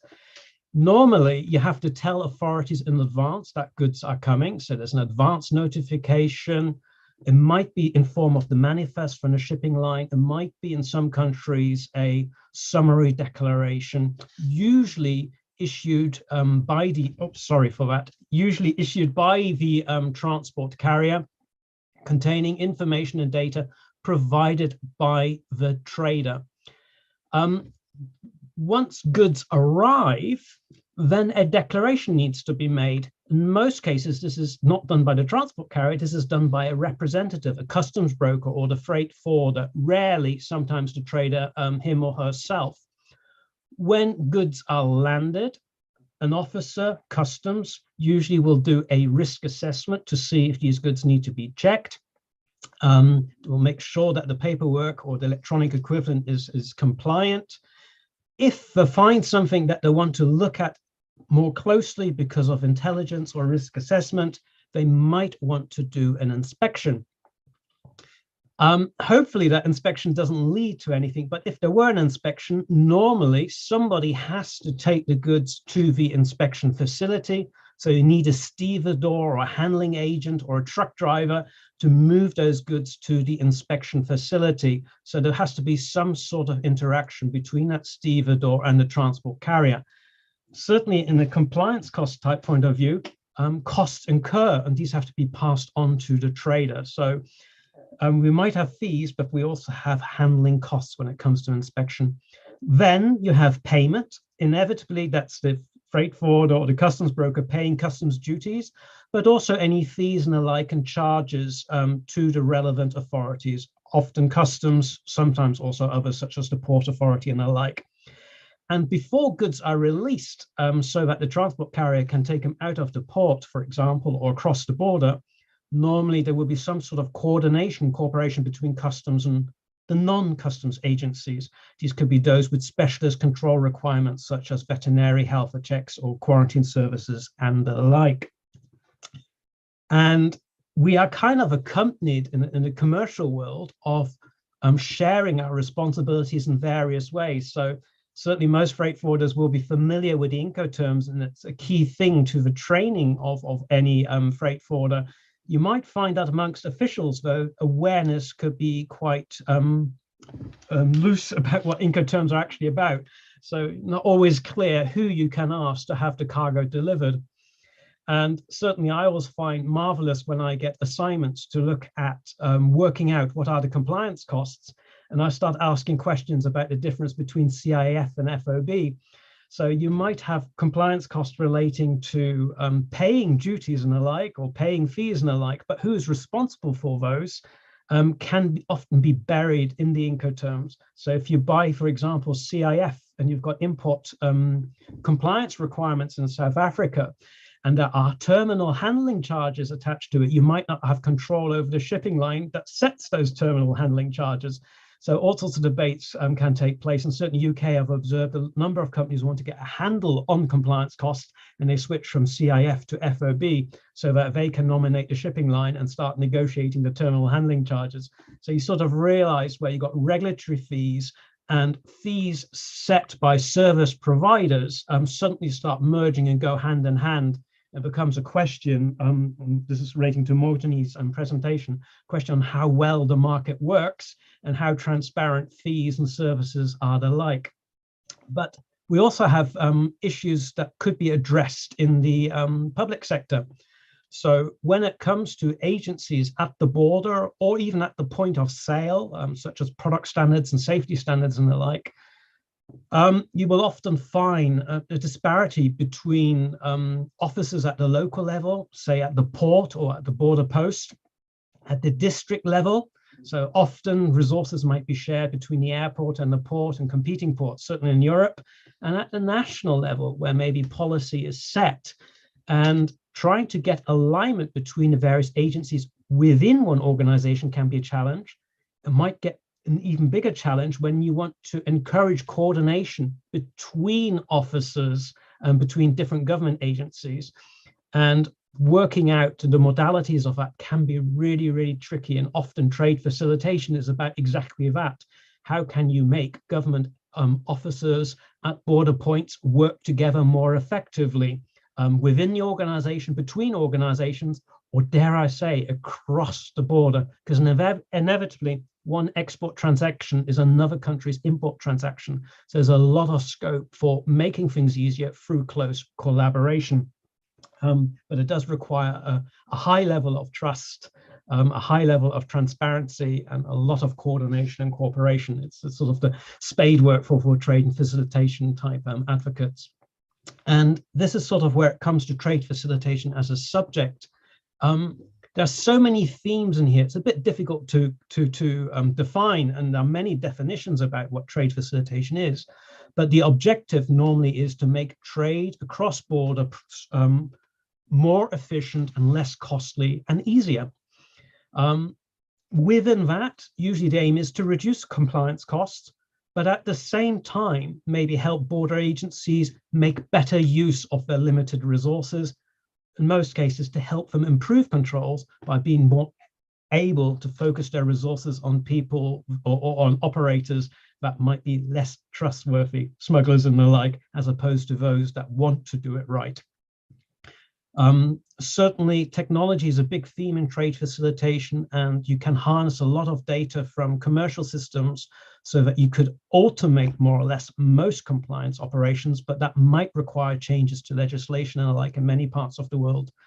Where things work well, you can clear goods in a matter of seconds. It's a matter of how well one computer can talk to another.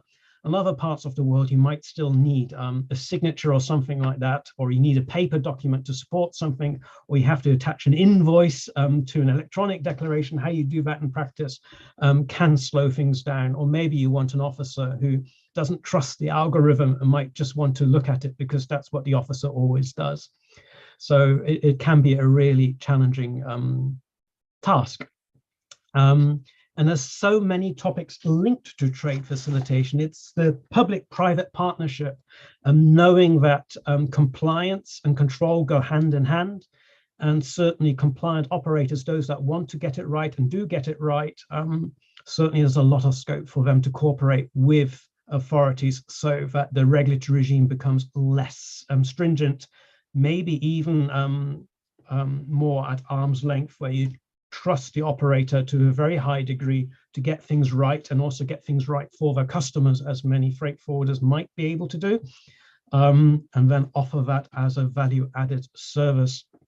A lot of trade facilitation is also about the work of national trade facilitation bodies or similar organizations, perhaps like the South African Freight Forwarding Association, where groups come together to articulate what they would like to see improved to the regulatory environment, and work out with regulators, with policymakers, how that can be best achieved. And inspiration can be taken from two directions, from the bottom up. The experiences you have day to day, and ideas you might have on how to improve it, but you can also take inspiration from other countries, from neighboring countries, from further afield, about how they might have solved similar problems. It's not rocket science. You can cut and paste solutions from one place to another and adapt them to make things easy.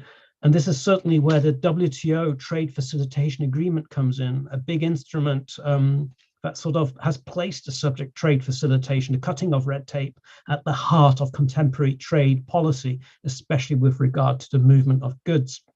And there are generic ideas about use of single windows, very ambitious, but also simple things like maybe making sure that the customs tariff is electronically available, that you can easily look up the applicable rules and procedures, maybe developing trade information portals where relevant laws and regulations can easily be found, maybe creating contact points so that if you are unsure, you can call somebody and ask for guidance and helpline support. And there are so many ideas about how to make trade easier. I could spend hours or point to my book to sort of highlight that. But maybe just to reference, most ideas have a few common principles in common. They relate to transparency, which is openness and accountability. And certainly reflecting back onto Jeremy's presentation, it's also about accountability, maybe measuring. A lot of my work is about performance assessments, so you can make recommendations to policymakers. Other aspects relate to simplifications. If the procedures are not needed, maybe you can get rid of them. Maybe there's new technology, so you can automate them. Often, in order to simplify things, you have to do a few other things. You have to harmonize.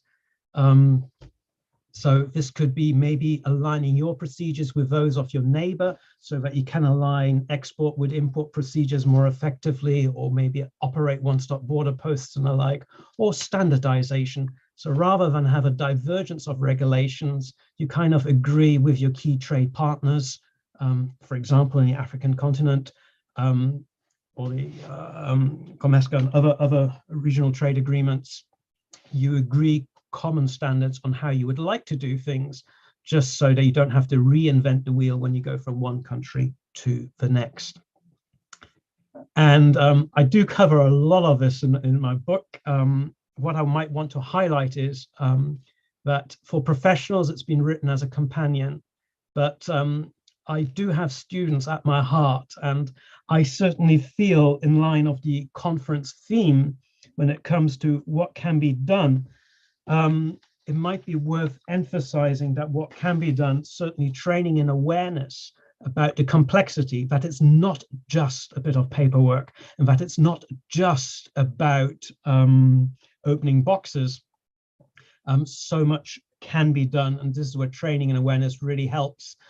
And I certainly spotted there is a lack of certainly an English language textbook in this area for most markets. It might also be worth highlighting that when it comes to public-private partnership and awareness of what's required, I know that customs officers get very detailed, very good training, and in many countries it takes many years to become a customs officer, and others they might be on the job, but nevertheless it's there, but they might lack awareness of commercial procedures, for example, the Incoterms and the like. So understanding those so that they can apply the controls more effectively and maybe become less disruptive at borders certainly would be a good thing to sort of include in the curriculum. And again, my book, much of it has been inspired by the World Customs Organization's Picard standard, which seeks to provide a framework for the training of officials. And similarly, in the dialogue between the public and the private sector, such as via this forum, for example, maybe just a recognition that just like in supply chain, when one company works with the next, there's a handover. And this is what sort of Jeremy highlighted out earlier. When you plan together, share data, do your forecasts and the like. The same applies between public bodies and those that want to be compliant. So for example, if you wanted to make a customs operation more efficient, getting some sort of handle on what freight forwarders might be shipping through in the next week or two, getting an advanced insight on the scale of goods that are going to be ordered for Christmas and the like, or the impact of disruption like COVID, this can be very insightful to make sure that the right volume of human resources are applied at the border. This does not require sophisticated intelligence. This just requires a good dialogue and awareness of mutual operational requirements. And this is where maybe also national trade facilitation committees, the ones that I used to run in the UK, sadly, the UK government closed it, believe it or not. But most countries around the world will have national trade facilitation committees that seek to foster that dialogue and make sure that operations can run as well as possible. And last but not least, and I guess this goes a little bit back to Jeremy's presentation just now as well, is a strong need, certainly for researchers, but also for the private sector and the public sector to work together to hold each other accountable to their performance. And I often like to highlight that customs officers might know how many consignments they stop, but they might not know the volume and the traffic that's coming and the like. And if you bring different stakeholders together, you can collect different narratives about the performance. So I know, for example, customs in most countries routinely will measure the time it takes to clear goods across the border, but they look at their own operational processes. If you speak to a freight forwarder, they can tell you how long the queue is up to the customs office or up to the border, which is a different metrics that is very, very important. So by getting different stakeholders together to share their experiences about performance and force conversations about how performance can be improved, you really can achieve a lot. And this is sort of maybe sort of my parting shot. In the book, I do highlight these sort of mechanisms, but certainly for forums like the one we're participating in today, this is why it's so nice to have had the presentation from Jeremy and Morjani earlier on. Just to sort of have that dialogue. It's a wonderful thing. And I will pass over. Oh, thank you. Somebody's recommending my book on Amazon. That's always nice to see. Thank you, Prof. Andrew. Thank you very much. I think it was very insightful. I normally, as I said in the beginning, I said 2 concepts, but I've got 10 with you. So our piece of art will be coming very nice. So I just summarize: crossing multiple times, friction cost, trust, risk mitigation, threats, regular environment, Incoterms, capacity building, best practice principle, box of chocolates. I think that we will not forget. And very then, important. Yes, and I think then also your second slide was very nicely. You complement my linear picture, and then Jeremy circle one, and you put it actually very nice in a complex structure, because that is what the supply chain is. So with that, we thank you very much. And I will open now for questions. We have, like I said, a couple of minutes for questions before we go and lunch. So if we maybe can see the questions, I'm not sure, the raising of hands. Yes, thank you. Harry, I will hand over to you. Thank you. Yeah, thank you very much. Can we please have the panelists, switch on their cameras and have themselves unmuted? So we're talking about Lenita and Jeremy and Andrew. Yeah, so we really appreciate that. So there we go. Okay, so there's our panelists. Ladies and gents, you're welcome to raise your hand. You can go to the bottom of your screen. You'll see reactions. You can go to more or reactions. You'll see there's a raise hands function, or you can merely unmute yourself, and then I will recognize when I see you've been unmuted, then I'll recognize when you can ask a question. So Langa, do you want to ask a question? Yes, thank you very much. I'm glad that I was invited to this session. Yeah, it's quite challenging. I don't come from the transport sector, but more community development for the Caterage project. So I posted a question for you. Greetings, Andrew. What have you thought the pros and cons of the out-of-port Caterage dry port development, if you've heard of it? Thank you. I must apologize. I haven't heard of it, but certainly inland ports and the like are a big theme. And it's anywhere in the world. When cargo arrives at the port, when it goes from maritime to another mode of transport and somewhere else, inland clearance and the like, creating dry ports or inland container depots or inland ports, and the UK has at the moment initiative on free zones. These are common ideas to move away pressure from a operationally constrained area at the maritime port and shift control further away to an inland facility to allow things. So it's a big trade facilitation idea. It's pursued in many parts of the world, and there are many systems and ideas that can be sort of used to deploy that. But I must apologize. I'm not familiar with the specific Durban development, but normally it's all pros, there's no cons. The pros are you creating more space And normally space comes at a premium. Capacity is constraint at maritime ports. So anything that creates more space, that creates operational opportunities for storage consolidation before you take things through the authorities, is normally a big pro. Yeah, and if I can just comment on that as well, just understanding that as well. Okay. So absolutely, you know, there are always the pros about saying move it away so you can give yourself the space and the time to move it on. I suppose the two cons that always come into this is when you drive efficiency, you want to eliminate your touch points. So effectively, you create another touch point, another movement. So if you can eliminate movements from an efficiency point of view, but in this case, it most probably overweighs that that one. I suppose the second challenge around this is the rail network. So the intention is, from what I understand, is to use the rail to move that across. And I know we have some challenges at the moment with rail, so we just need to make sure that those challenges are overcome in order to make it a success. Maybe just one thing to add is that ports normally start penalizing cargo that hangs around too long with demurrage charges. They get passed on to shipping lines. In most countries, shipping lines might not gold plate those charges, and they will get passed on to the shippers or importers depending how things are arranged.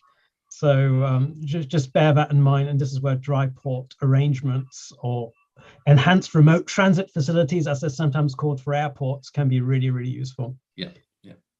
Just a quick one, Jeremy, please. The Cape Town dry port is going to be moving containers out of the road, which means we are going to reduce the trucks on the road. At the moment, it's 20% rail and 80% on the road to the trucks. In time, we want to swap that around to have 80% on rail and 20% on trucks, or even less if it's possible. Thank you very much. Those presentations were quite insightful. Thank you. Yes. Thank you, Langa. Mududuzi, I see you've got a question. No. No question from your side. Thank you very much. All right, ladies and gents, it doesn't seem to me there's people from YouTube asking questions. There are quite a number of people on YouTube as well. We're running a bit out of time, so we kindly then ask the panelists to give us some closing remarks for this half of the session. And then after that, we'll take a break. So maybe we can have ask Andrew and then Jeremy, and then maybe Unita for just some closing remarks where we are now, and then we'll take a break. So Andrew, thank you for closing remarks. I mean, when it comes to what can be done regarding to logistics and trade, that question that you set yourself for today, inevitably it's all about dialogue. Sometimes that dialogue needs to be informed through training and awareness. It definitely is a coming together of the public and private sector in all forms at an operational level, be it to make operations better, but it's also at the strategic level or the policy level that helps shape the long-term form of the regulatory environment, which everyone has to follow relevant rules. And this is sort of the big sort of homework is to question whether you've got the appropriate institutions to foster that dialogue. Sometimes the private sector is incredibly well organized. Sometimes the public sector is well organized and has good dialogue. Sometimes that dialogue might be misinformed and not work so well. Often you rely on the work of national trade facilitation committees or similar forums to allow for that exchange, to make sure that the rules are designed in a way that they're operationally compatible. And I guess it's encouraging to have a nice forum here with so many different voices. I would be quite curious to know how things go for the future of South Africa, given the dominant role you have in the region. Thank you so much, Andrew. Really appreciate that. And hopefully you can stay on and can have another discussions again. Thank you so much. Jeremy. Yeah, so I mean, my word of advice would be always keep it simple. If you try and focus on too many things, you don't get enough done. So always what I say is do the Pareto. what is the one or two big things that you want to focus on? Look at those, improve those, and then move on to the next. But if you focus, and there are so many moving parts at the moment, it's about identifying which is the big moving part you want to address or improve or rectify before you, otherwise you just get too scattergun and won't improve anything or take action anyway. So that would be my advice. Thank you all. Thank you, Jeremy, much appreciated.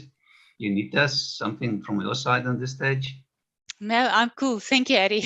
We can go to lunch. I'm hungry. Thank you so much to the panels, ladies. Let's give them a big hand. Great panel. And we really appreciate you spending some time with us and sharing your knowledge. We really appreciate that. Ladies and gents, let's take a break and we'll see you back at 13:30. Thank you so much. Thank you.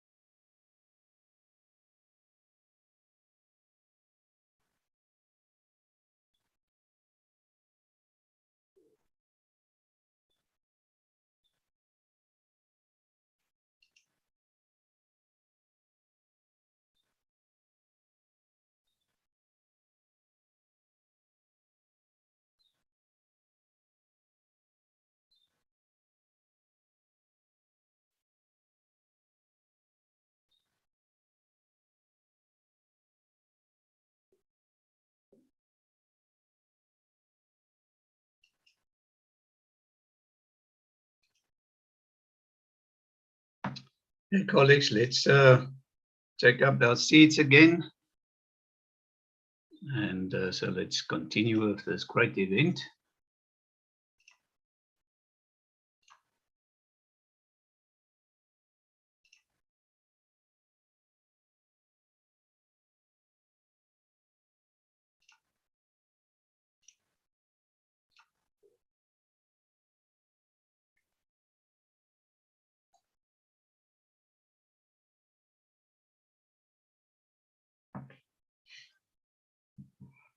Ladies and gents, it is still the 12th of May 2022. We're still proudly being hosted by the South African Association of Freight Forwarders, Dr. Unita Maria being our host today. Thank you very much, Dr. Maria, for all your kind support and mentorship to myself.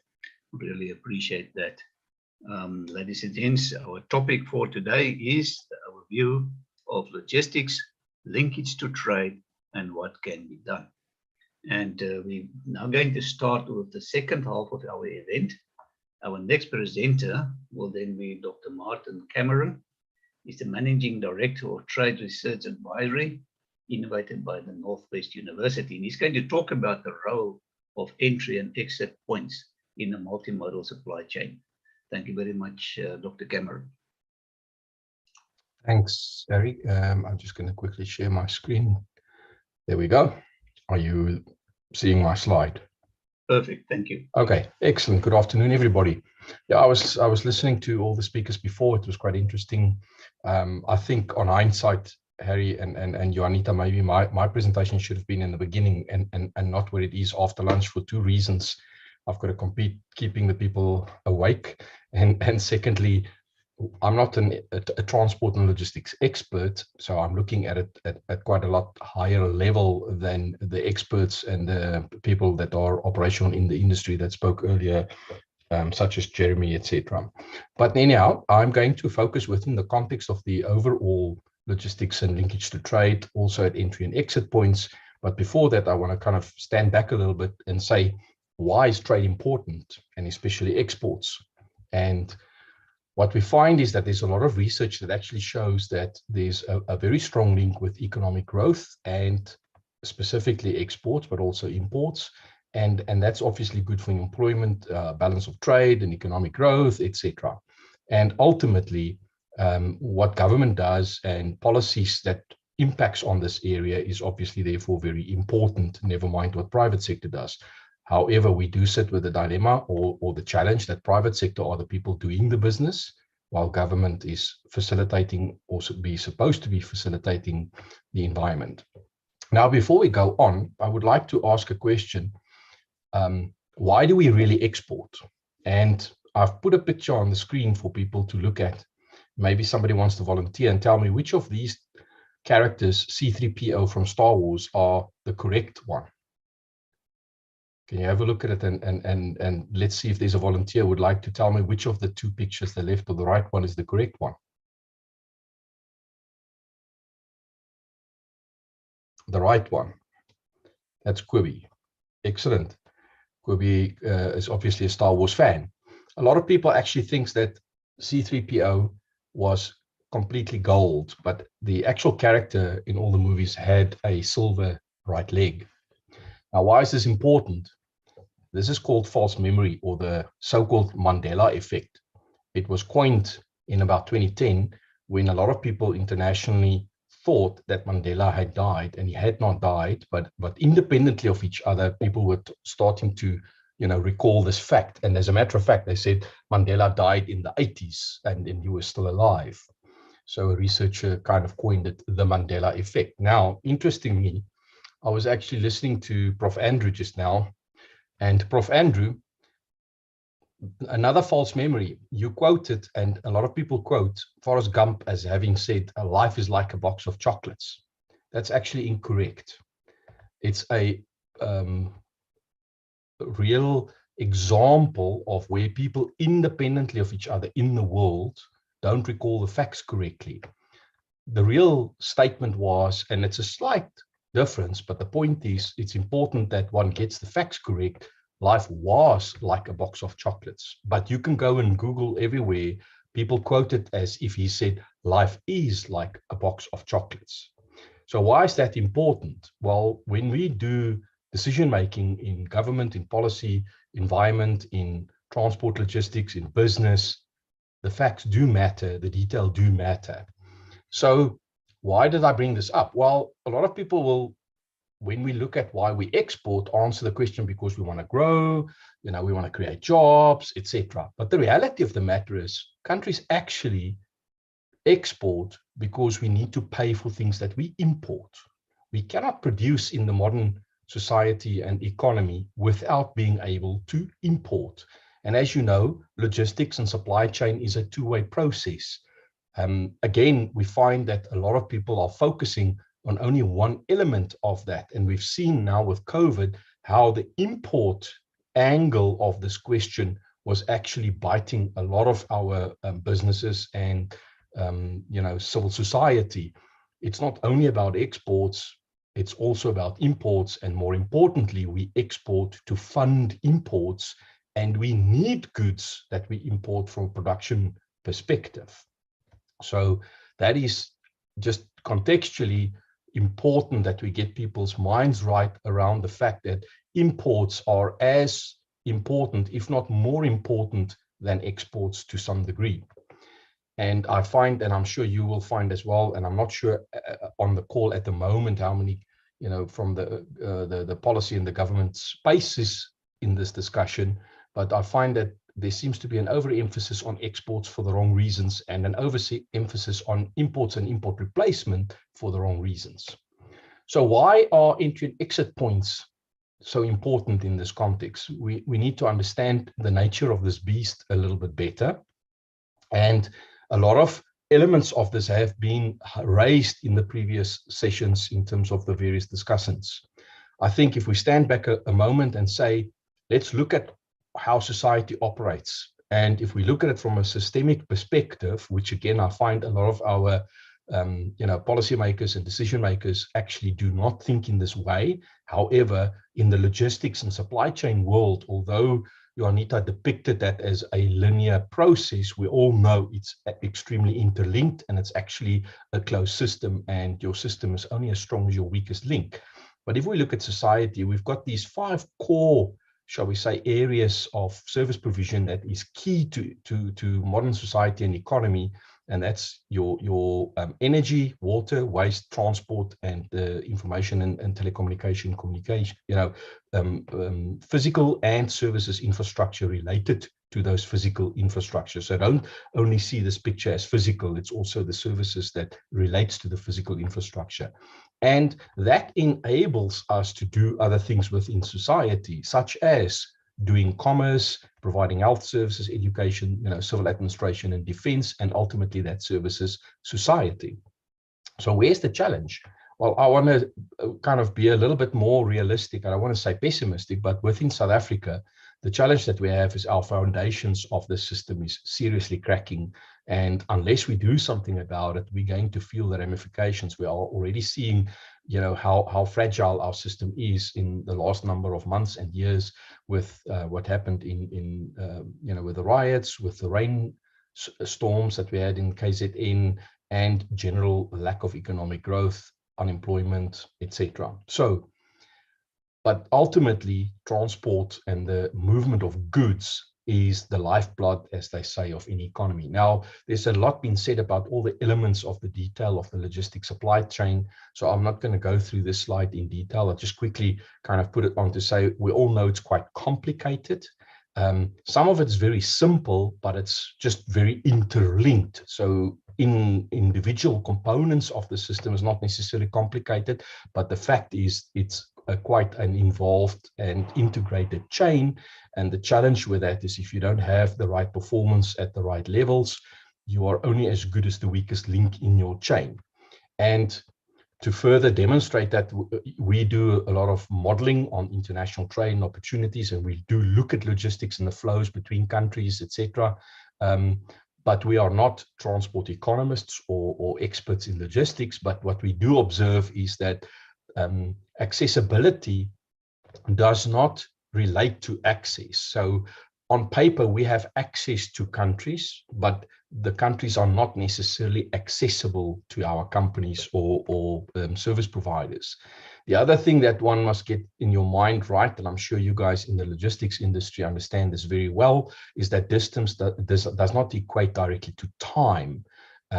We find that in the research that we do, and I'm sure some of the service providers will know, that it is a lot of the times cheaper to supply services to a further away market simply because of the volume and the variety of services being available drives competition, makes you having lower price capability, as opposed to closer by but esoteric and very isolated areas have low service provision and therefore prices are higher. And therefore also your commercial geography matters when it comes to transit points and trade between countries.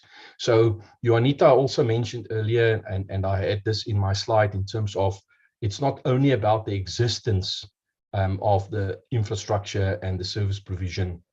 Existence is a necessary but not sufficient condition for success. You also need to look at the quality, the availability of right equipment at the right time, at the right place, etc. And this has been discussed. And we've seen that COVID has really placed a magnifying glass on this. I've put this little picture on the right-hand side on just to show that this transport provider has all the equipment and the demand, but will obviously not be able to deliver in terms of the service because the equipment is not right for the demand and for the required task at hand. So I feel sorry for that poor donkey. He's going to have to walk and do the route more than once. Anyhow, so if we look at entry and exit points, and especially in the context of Africa, we know that 16 of the countries in Africa are landlocked, or if we want to put a positive spin on that, which we are picking up nowadays in the in the lingo, it's land-linked countries as opposed to landlocked countries. Locked as a negative connotation. But importantly is to note that there's a lot of research and empirical analysis done by various researchers. I've quoted one or two here, and what we see is that the different research papers varies a little, but on average, it seems to be that the kind of the consensus is that for every 1 day increase in your delay or transit time within the African context, it actually reduces our exports by about 7% from a value perspective. So if we look at the system, if we look at the role of transport and of transits between countries, you can immediately quantify that, and we're talking big numbers. So transit delays, from a research perspective, have been shown to have a very high economic and statistical significance, and specifically on exports as well as imports, but most of the focus of the reports were more on the export side of things. And we know that poor infrastructure is detrimental to low income and landlocked countries. Now, what is her name? Morgany from DTI earlier mentioned the fact that South Africa has been deteriorating on some of the measures, etc.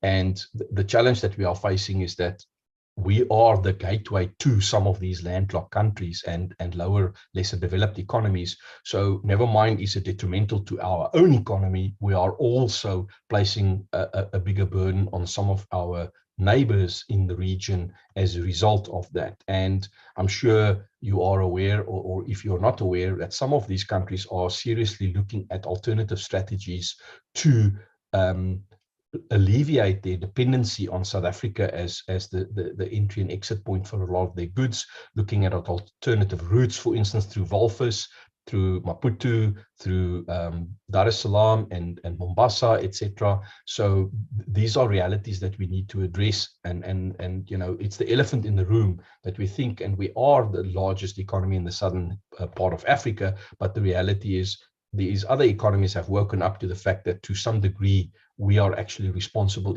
directly and indirectly for their futures, and they need to take accountability for that. And the challenge with that is that they're going to start looking for alternatives also from an energy perspective. There's a lot of drive to now start getting less reliant on South African electrical energy given our situation. And while it's not a war like in the Ukraine, Russia case, the reality is countries are looking at how do they become energy independent from South Africa, or at least from a supply perspective in terms of through South Africa. So a last point on this one is just maybe the fact that we know and we should be focusing on not only, I mean, there's a lot of hype and there's a lot of talk around the services and the digitalization and AI and data, and all of those things are necessary, important, etc.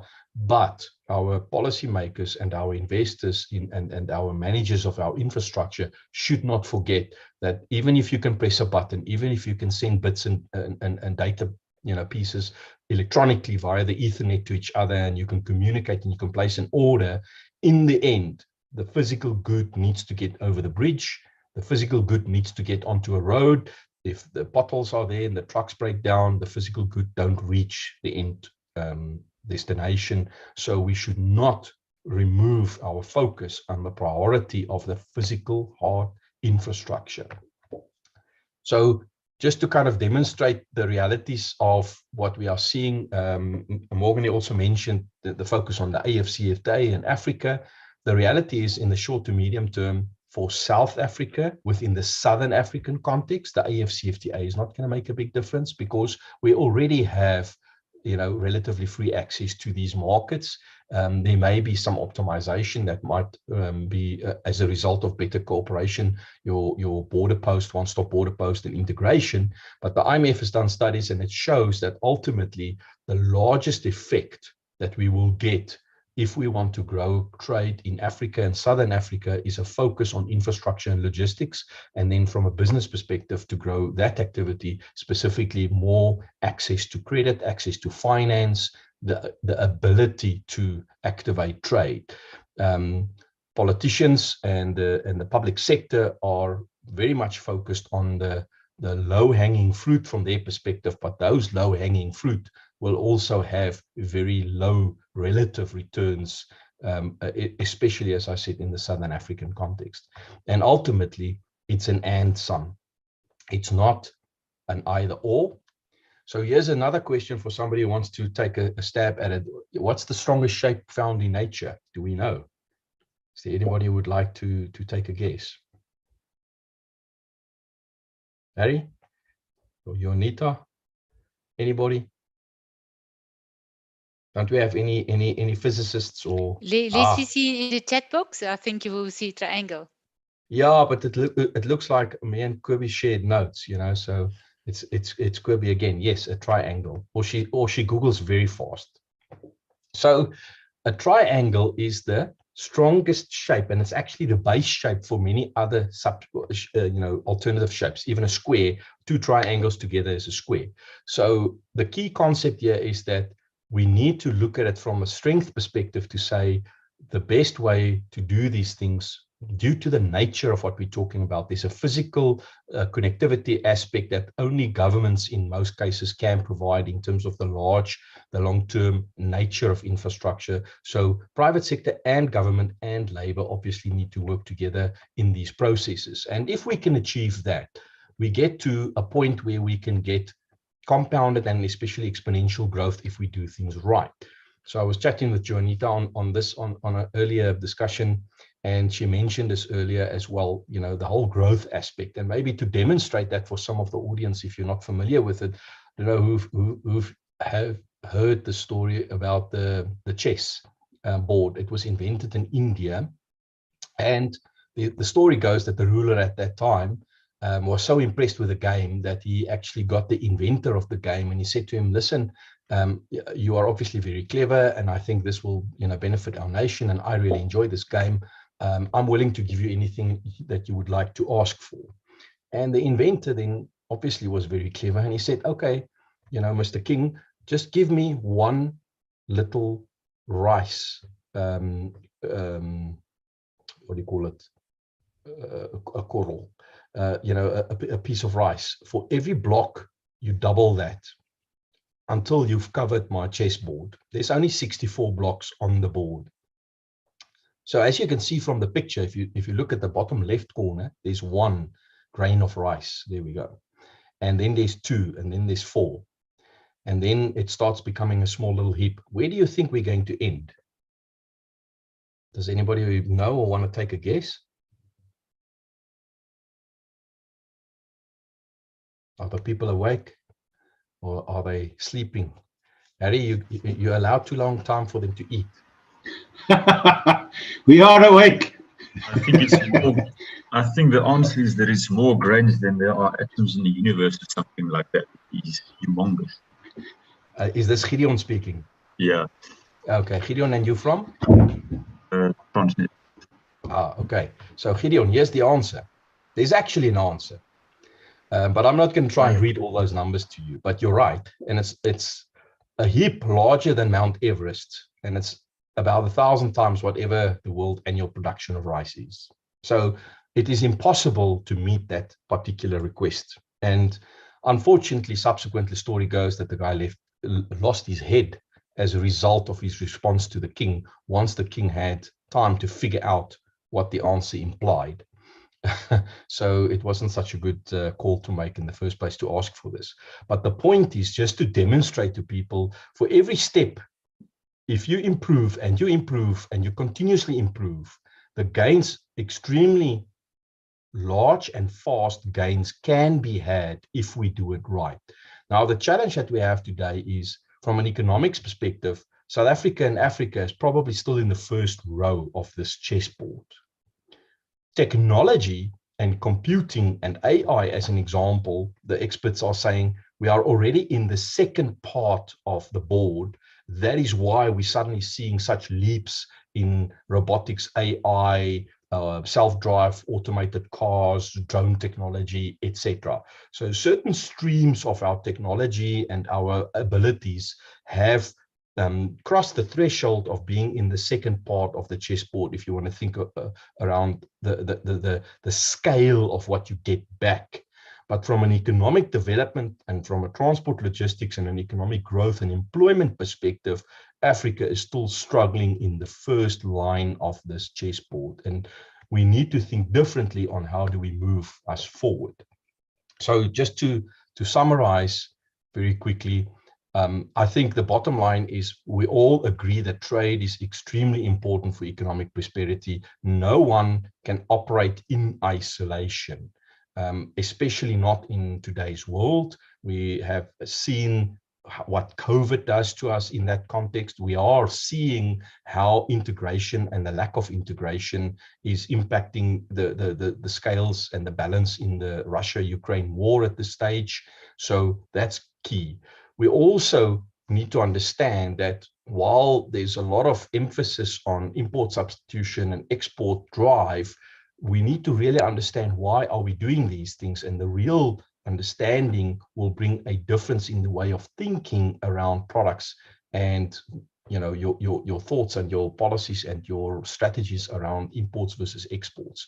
And our policymakers must also not forget that transport is always a two-way process. We've seen that, for instance, and there was mention by Jeremy, etc., regarding, for instance, the position and availability of containers. If they're in the wrong places, your two-way flow is screwed up. As a matter of fact, one of the colleagues that we had on Tuesday's workshop that Johanita mentioned with the WTO was saying that in the European case, it was cheaper for them to send actual empty containers back to China and then bring back full containers because they can't wait for those containers to be filled from Europe and then go back to China and then return again. And then at the macro level, I've kind of briefly touched on it and just shown the entry and exit points have a knock-on effect, and to the tune of, if you want to put a thumbsuck Mandela effect value on it, 7% of trade for every day of delay that gets added to the system. And that very quickly escalates in the negative sense. But obviously, if we do it in the right way by working together, it will actually benefit and scale in a positive way. And if you want to use the AND acronym, I think you can use this in the particular context of, I was trying to think, what does this mean? There's a lot of books written about the AND effect. And in the context of what we are talking about here, in the context of supply chains and movement of goods, it's important that all need to do their part. I think that's the key message from my side, because if systems don't work well, it's typically because the weakest link is causing the problem. And in this case, we've got the government that we cannot get away from the fact that there are certain public goods that are within the control, the management, and the decision-making of government, and those elements also need to work well for the whole system to work. So efficient and effective logistics and supply chains is ultimately the way that we grow our economy. And maybe in wrap up, there's a guy who called Yogi Berra. Don't confuse him with Yogi Bear that you see in the comics or the cartoons. He was a famous baseball catcher, one of the all-time greats from a catching perspective, and he was very known for lots of quips that he would, sayings that he would say. And I thought this is very relevant for the current situation, as the future ain't what it used to be. So whatever we thought of the future, things have changed, and the future that we envisaged a couple of years ago is not going to look like we thought it's going to look. So we have to really think about what we're doing differently. And I'm sure I'm speaking to the converted in terms of the audience. I just hope that this helps you to also maybe use some of the material to convey to other stakeholders in that tripartite. Thank you. Thank you, Martin, and thank you very much. I'm wondering now, because the next speaker is Professor Dan, and he woke up early, I think about 1 o'clock in the morning. It's probably 2 there in America where he is. So I hope we don't have a false memory between his and was. But thank you. I think the colleagues will agree with me, between the box of chocolates, the chessboard, the triangle, and the Mount Everest. You really put our imagination into a different future. And I do have 10 key points, which I will put in the artistic view when we finish, or send to the colleagues that attend. But Professor Dan, I hope you had 2 cups of coffees and that you're awake and that you can enlighten us with your presentation. Thank you. I will hand over to you. Hi, Juanita. How are you? Very well, thank you. I'd say good afternoon to everybody, but it's, as Juanita said, it's 0500 hours here in Los Angeles. So it's actually good morning. So thank you to everybody for tuning in and having me here. I'm going to share my screen. Just 1 sec, please.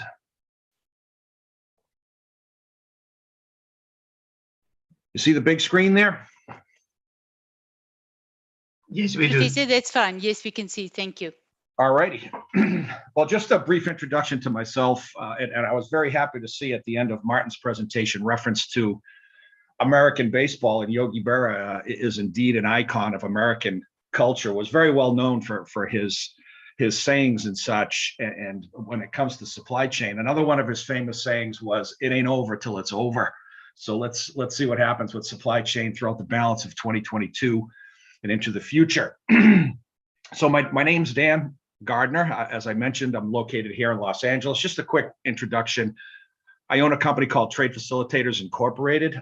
We are a supply chain, logistics, and trade compliance consulting firm, working mainly with BCOs, beneficial cargo owners, as well as startups in the digital supply chain space. But probably more relevant for today's presentation, I actually come from a freight forwarding background. Started in my home port of Boston, Massachusetts. I got my customs broker's license in Boston and worked in freight forwarding for 25 years. So much of the things that we consult about, and certainly the things that I talk about and perspective provide in these types of presentations, is informed by those experiences. Having lived overseas for 5 years in Latin America, been to 50 plus countries. Haven't been to South Africa yet, still waiting for an invitation, but for now we'll do a virtual piece. But I have a lot of affinity, a lot of empathy for the freight forwarding community. And if this was the South African Association of Haberdashers, I probably wouldn't have consented to come on at 5 o'clock in the morning. But I have a thing in my heart for freight forwarders because that's the business that I came from. So thank you for having me. The title, as you can see for my presentation, and consistent with much of what Andrew and Martin were talking about, because I did listen into their presentations. Our title is Sustainability of Regional and International Supply Chains. How do they absorb disruptions and shocks? And when I started planning for this presentation, and admittedly somewhat cynical, looking at the title, how do they absorb disruptions and shocks? Well, the short answer is they don't. That's the whole problem. And I think that played out in the pandemic around the world. I'll make reference in some instances to the ports of Los Angeles and Long Beach, the largest port complex in the Western Hemisphere, top 20 in the world.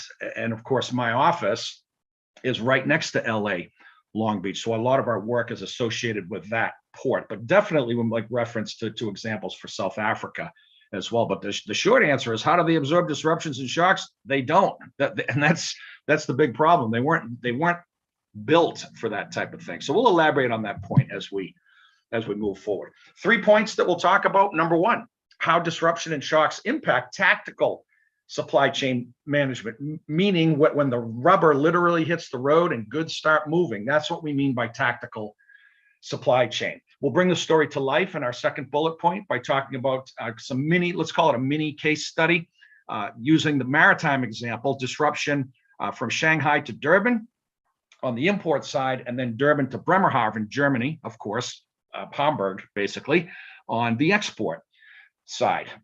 Bring some real life context to what we're talking about here. And then we'll get into some methods for dealing with supply chain disruption and shocks, because as Yogi Berra said, it ain't over till it's over. I think the pandemic proved, and we'll move on and bring this point to life here, that in order to function well, and this might seem like a overly obvious statement, but it only became obvious in that pandemic era. First bullet point is that in order to function well, supply chains rely on a reasonable flow of goods. If you look at the most basic supply chain from buyer to seller of merchandise and everybody in between, there's a dozen players in there. The buyer, seller themselves, origin, destination, customs, freight forwarder, customs brokers, truckers, steamship lines, et cetera, et cetera. So these supply chains rely on a reasonable flow of goods. And I put reasonable parenthetically, because there's always going to be something amiss in a supply chain.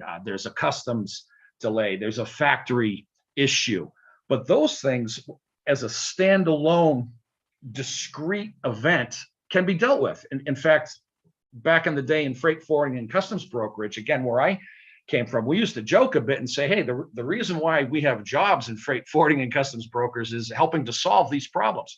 Trade facilitation, as Andrew spoke of in his piece. But one thing is for certain, that supply chains rely on a reasonable flow of goods, recognizing that there's always going to be some bottlenecks and delays and issues, but they can typically be worked through.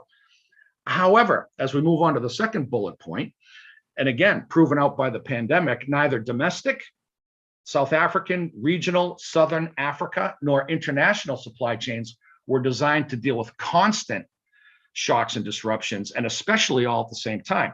Martin spoke of a supply chain only being good as its weakest link.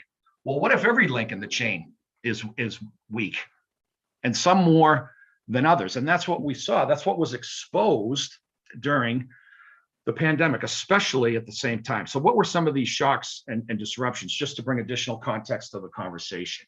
Well, the initial shock, and certainly speaking from a US perspective, this was very clear, and I suspect it was like this around other places around the world as well. Early on in the pandemic were shocks in the form of extreme swings in the supply of and or demand for goods. So going back, hard to believe it's been more than 2 years ago since the pandemic hit, but shutdowns in China, United States, like many countries, statistically South Africa as well, very reliant on imports coming in from China.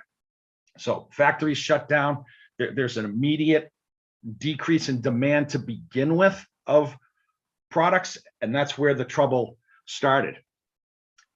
After a time in the pandemic, we'll all recall as well, that especially since people couldn't spend their disposable income, they couldn't go on vacation anymore, they couldn't go to the movies anymore, they started buying stuff, retail therapy.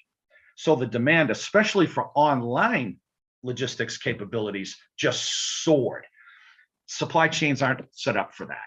Now, disruption, be it characterized by country, region, port, or shutdowns, blank sailings, et cetera.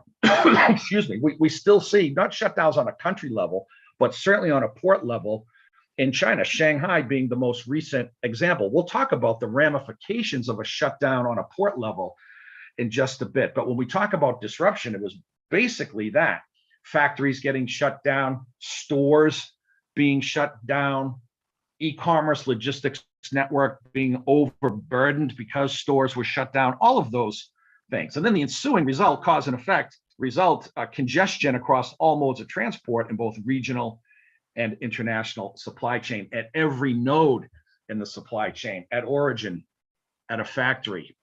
If it's agricultural exports in South Africa, in the field, trying to get goods to a port for export, across the board. So this really kind of sets the stage for the conversation. So there's two things that I've learned in my work and as an observer and a participant in global trade, is that when you talk about the impact of shocks and disruptions on regional and international supply chain, there's lots of issues.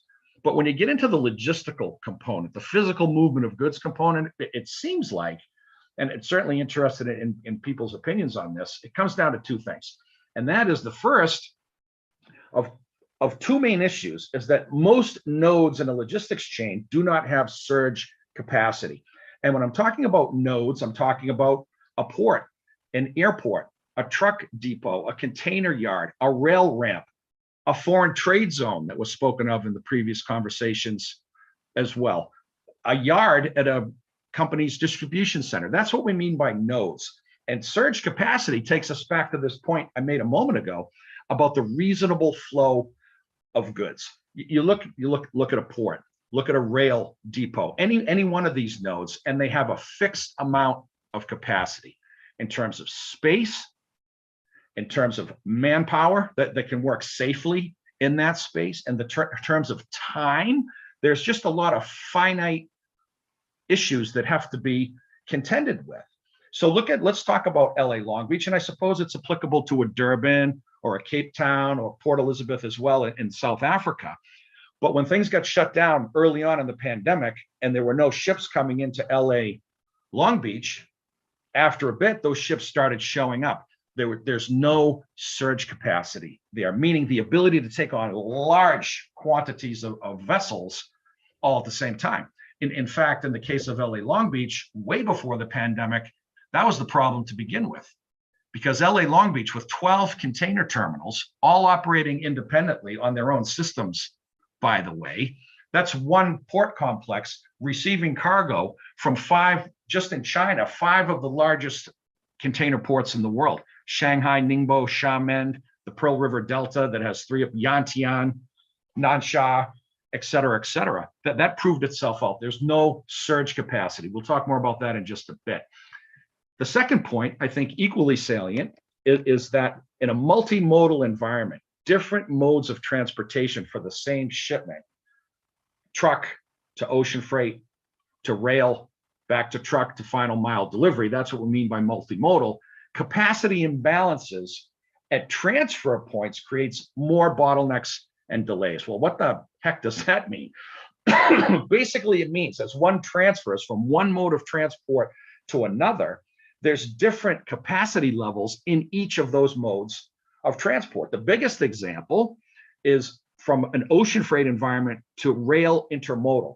And maybe, and certainly you all would know more about this than I, but looking at the port of Durban and rail capabilities northeast to places like Pretoria, Johannesburg, et cetera, there's just a lot of congestion under normal circumstances when you're transferring containers from an ocean freight vessel that have to be cleared through customs, which was a theme that we saw earlier, and then building trains. It takes a lot longer to build a train, especially a double stack train, than it does to offload a ship. And this is quite clear in the port of LA Long Beach, and would be interested in your commentary on how that impacts South Africa as well. But over time, what do these issues lead to? Equipment imbalances, that was spoken of, the wrong stuff in the wrong place at the wrong time. Containers, 53-foot truck vans here in the United States, the power units, the tractors themselves, and the drivers as well. That's what we mean by equipment imbalances. And that means a lot to an economy like South Africa, who has substantial agricultural exports that have to be timed with imports to gain access to ocean containers, which was a theme that was spoke of previously. Increased cost across all modes. I don't know what it was like in terms of transportation going up in South Africa. You may have heard the stories here in the United States of just how expensive transportation has become. It's all true. Quick, I guess you could call it a benchmark or an index. Pre-pandemic, a 40-foot ocean container from Yantian, South China to LA Long Beach, all in, $3,000, max $3,000. Peak of the pandemic, 25,000. That's a real number. So that'll give you an idea of how that has all worked out and contributed to inflation, actually. I'm sure you've heard those stories on the news as well. There's an interesting, albeit nuanced transition in these sub-bullet points from a logistics environment, equipment imbalances, increased costs for transportation, to a supply chain environment. And this is as much psychological as anything else. Missed in-house date for goods, meaning companies, especially importers, bringing in merchandise, that they have to have the goods in-house ready for sale and or for distribution and or sale by a certain date. And one of the characteristics of the pandemic and a fear of any company and under any circumstances is that they're going to miss their in-house dates. Well, what happens when a purchasing agent experiences a missed in-house date on a product that they're responsible for buying from China? Let's say they're going to buy it, they're going to place their orders earlier next time around, and they're going to buy in greater quantity, because the biggest nightmare of any purchasing agent is being responsible for the product that isn't in-house when it needs to be. That buying sooner than is really needed, way out in front of a forecast, for example, at least here in the States, that's called front loading. And that actually creates a vicious cycle because you get more cargo into a network that is already under a lot of pressure. And over time, not a very long time, one season, for example, is that bullwhip effect, where the amplification of demand signals combined with time lags from the time goods are ordered from an overseas vendor until they're received.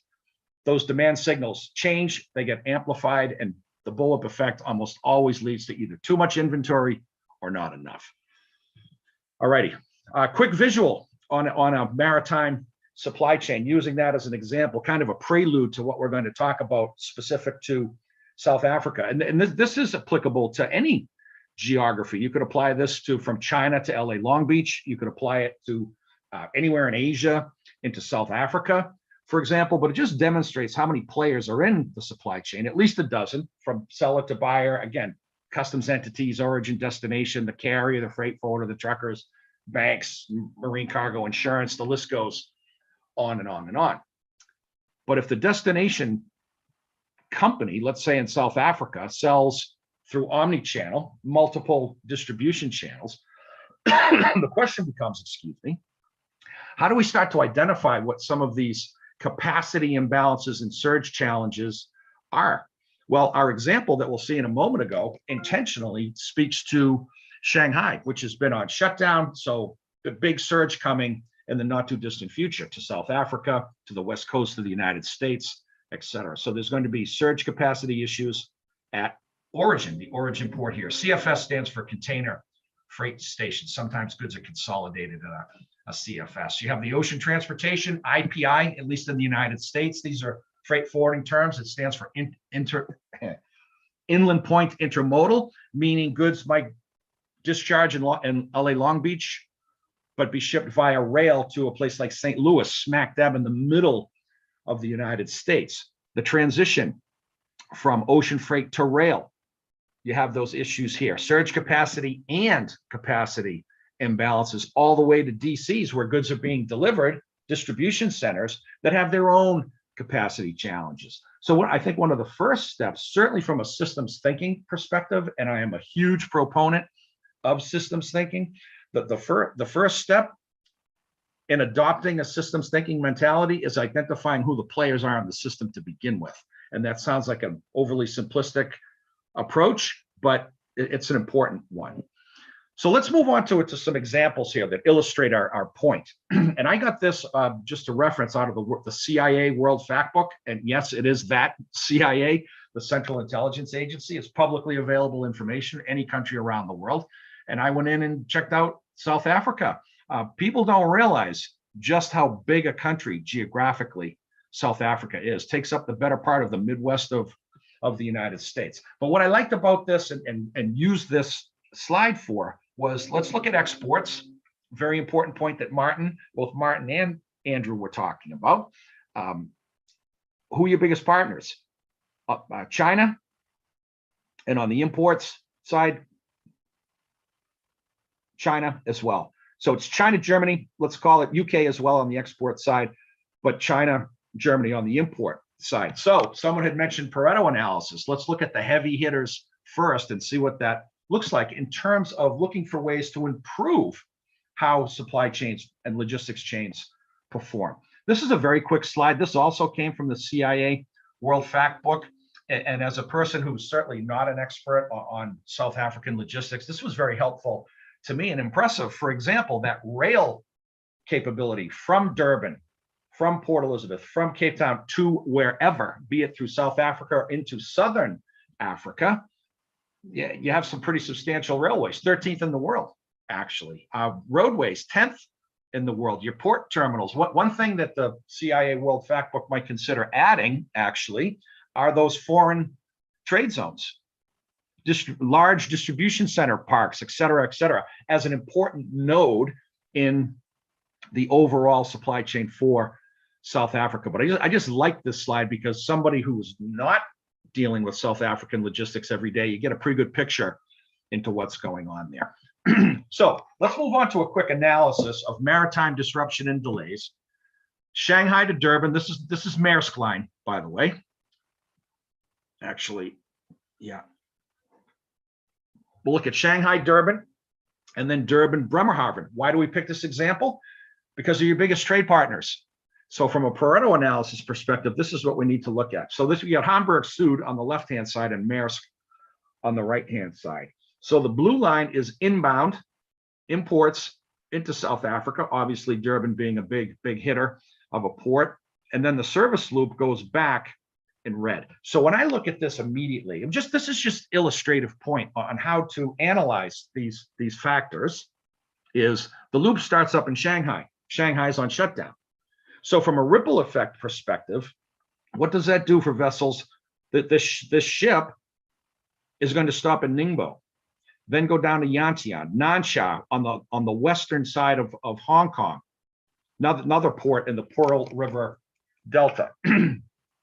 So if I'm an importer in South Africa, or I'm the government or the customs entity in South Africa, and to earlier points made and having some upstream visibility for planning purposes, I want to know what's going on, not only with the Hamburg Süd Far East South Africa service, but every other service that's out there as well. So you can plan accordingly, or at least try to plan for surges, or time the exports of seasonally harvested agricultural products from South Africa based on the inbound flow and availability of containers. Excuse me. The other thing I look at here, whenever you see Singapore is top 5 port in the world. Not because they make a lot of stuff in Singapore either, or Malaysia for that matter. It's a transshipment port. So I can almost guarantee you, without looking at this service, that they're going to change vessels in Singapore. So all the planning in the world from Shanghai to Singapore matters not unless you have a window into what's going on in Singapore and their congestion. And for that matter, Tanjung Pelepas is a port in Malaysia that is part of this loop as well. So you can see the planning piece here long before merchandise shows up in Durban. Same principle on the export side, and we can move along quickly. Germany and England being 2 large trade partners on the export side for South Africa. When I look at this on a more regional level, you see 3 stops in this loop in South Africa: Durban, Port Elizabeth, Cape Town. One would think that enhanced coordination between these 3 port entities in terms of their own congestion, their availability of equipment, manpower, are they running 24/7, 365, et cetera, is only going to help that loop, because Durban starts the loop. But if there's troubles in Port Elizabeth or Cape Town, it's only going to get worse. Amplifying that point, and we'll start to wrap things up a little bit here, is to start to think about multimodal capacity imbalances and bottlenecks. Obviously, a larger portrayal of South Africa, but Durban, Port Elizabeth, Cape Town on that loop, for example, on the Maersk loop up to Felixstowe and Bremerhaven, what are the capabilities in port? if it is export season for agricultural products, and I'm assuming that if there are surges in export products because of seasonal harvests, what's the availability of equipment in those regions where those harvests take place? How are they coordinated with the arrival of ships? How are drivers going to be doing drayage operations for inbound versus outbound containers? These are the things that one needs to be thinking about, certainly from a systems thinking, system dynamics perspective, to plan for these activities. So let's start putting some meat on the bone as we go. Yogi Berra didn't say that, but it's definitely an American saying. So what happens here? How do we deal with these shocks? So this lack of surge capacity and intermodal capacity quickly exposes constraints across the entire supply chain. So on a positive note, these exposed rocks, when the tide went out on the global supply chain and all the rocks were exposed, that's the metaphor there, you have to identify and at least try to address them. Awareness and acknowledgement being the first step towards enlightenment, meaning that acknowledging, being aware of issues and acknowledging that they are an issue is really the first step to successful planning. So constraints, I like to break things down categorically, break them down and then build it back up into a system. You can categorize them by physical plant, at the factories, out in the fields for agricultural products, port or airport, highways, rail, truck distribution. Again, these are the nodes in a supply chain. Equipment was spoken of, and certainly imbalances there, containers, chassis, power units. This is a huge problem in the United States, where exporters in the central US, where that superimposition of the map of South Africa was shown, where a lot of the ag exporters are, there's no export containers in that part of the country because the steamship lines aren't allowing containers to go to inland points in the United States because they want to get them back to Asia as quickly as possible so they can turn around and charge an importer $25,000 for an import. That's a real problem. The manpower piece, we have a huge manpower shortage in the United States, a shortage of 80,000 truck drivers nationally. Perhaps you have a similar issue in South Africa. The processes themselves, the time allowed, and the technology. Again, I like to break things down by category, acknowledge the interactions that go on between them, and build it back up from the perspective of system dynamics. A couple more slides. I think I might run over a minute, but hopefully you will indulge me. I have been up since 3 o'clock in the morning, so Harry, you have to give me 5 extra minutes, okay? So what else do we need here? And we can summarize, because Andrew definitely and Martin alluded to these points as well. Enhanced visibility into upstream supply chain activities. Think about this, and I think it's similar in South Africa, but if you're an importer in South Africa, certainly in the United States, the first visibility that a steamship line or a port is going to have into inbound containers is 2 weeks before that container is available. Why is that? Because the freight forwarders and the steamship lines say, we want a booking 2 weeks in advance. But orders, purchase orders, sales orders are placed months and months and months in advance. The information is out there. It's a question of converting it from units and dollars or rand, in the case of South Africa, into cubic meters, and coming up not estimates, but forecasts of what container usage is going to be. 2 weeks just doesn't cut it. If I'm an importer in the United States and I'm importing jeans, and a big sales season for me is back to school, and I need them in the stores available for online purchase by, let's say, August at the very latest, in-house date, to use a term we alluded to earlier, I'm placing my orders on my factories in Vietnam or the Dominican Republic or wherever in March. Think about that. The order is placed, the knowledge is there, the information is there, but yet a booking doesn't get made with a steamship line for that same merchandise until 2 weeks before it's ready to go. That needs to change. Greater collaboration. The guys talked about this as well, between origin and destination ports, airports, rails, truck facilities. Here in LA Long Beach, there was quite an uproar. Still is. There's 40, I checked this morning, 44 ships, not at berth, at anchor, waiting for berth. At the peak of the pandemic, it was 3 times that. But never once did one hear from the port directors or port executives how they're collaborating with Shanghai, how they're collaborating with Yantian. Honestly, it's kind of absurd. but also the terminals themselves, the ocean terminals, the customs brokers, the freight forwarders. All these parties have such great data and information. There needs to be greater collaboration. Portals for information sharing between port and region-specific stakeholders. Maybe it's a Durban, Port Elizabeth, Cape Town portal to see what's going on at each port for those service loops, like a Maersk, like a Hapag-Lloyd. There's a service in LA for the 12 ocean container terminals called Blue Cargo, where all the information about each terminal is in one place.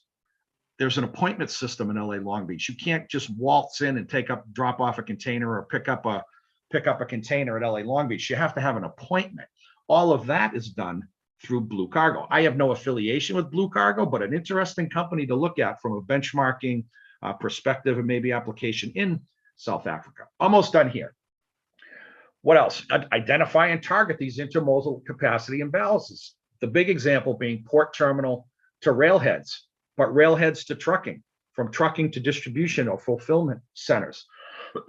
Excuse me, adoption of global technology standards. Woefully lacking is the global supply chain and technology standards from a messaging perspective, documentation, or tracking.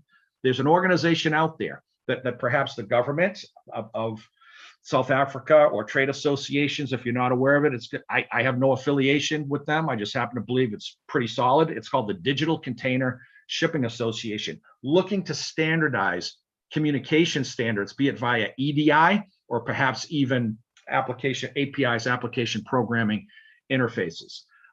Increase port productivity through automation. That's an obvious one, but not so obvious in LA Long Beach, because the unions who run the show in LA Long Beach, who are going to negotiation for their contract as we speak, have essentially refused to allow automation over the years. And that's part of the reason why LA Long Beach has suffered so in the pandemic. Not the entire reason, but certainly part of it. Run your facilities 24/7, 365. Not once did LA Long Beach run 24/7, 365 during the pandemic, with 140 ships sitting at anchor or floating, not even at anchor because the water's too deep. You need to do that. And then increase the labor supply by getting more people interested in the logistics industry. I mentioned trucking as a shortage. The entire logistics industry in the United States, huge paucity of logistics professionals. So I know I ran over, Harry, my apologies for doing so, but hopefully that brings additional perspective to the great presentations that came prior to mine, and will have, more than anything, might help you in the future, be you from the logistics industry, the government, strategic planning, whatever the case may be. So I will say thank you, wish you the best throughout 2022, and remember Yogi Berra, it ain't over till it's over. If you want to read an interesting white paper on the application of system thinking, I wasn't going to bring this up, but Martin mentioned system thinking.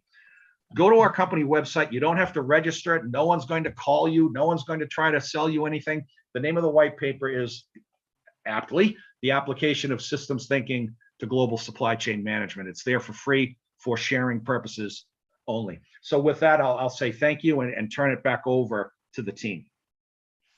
Thank you, Professor Dan. I'm just going to summarize quickly is that thank you for addressing the disruption and the shocks for us in the supply chain. I think you enlightened us with your intellect and how do you think we need to look at that.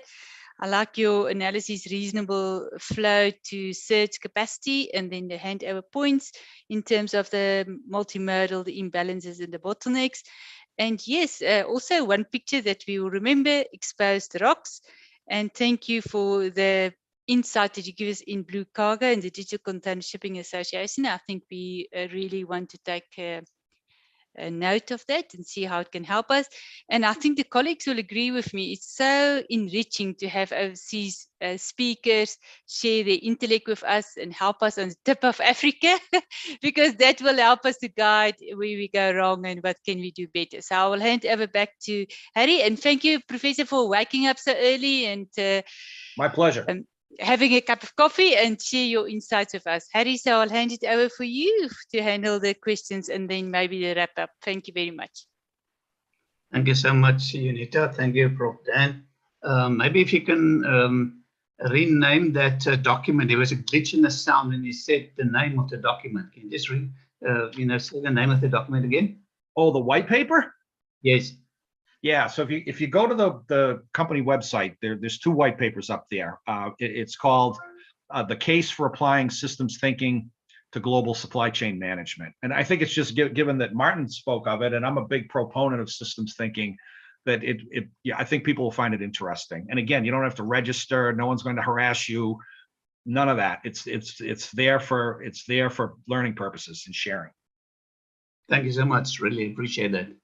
Ladies and gents, we're going to have questions and answers now. So can I ask the panelists to kindly switch on your camera and also unmute yourself, both of that, so that I can bring you into the panel discussion. Obviously, we're looking now at least Dr. Martin Cameron and Prof. Dan Gardner and Dr. Unita Maria. I appreciate that. And then it would be great, the panelists of this morning, you're more than welcome also to join the panel discussion if you're available. So ladies and gents, it's now your opportunity to pose questions to the panel. You can pose questions to one of the panelists or to the panel as a whole.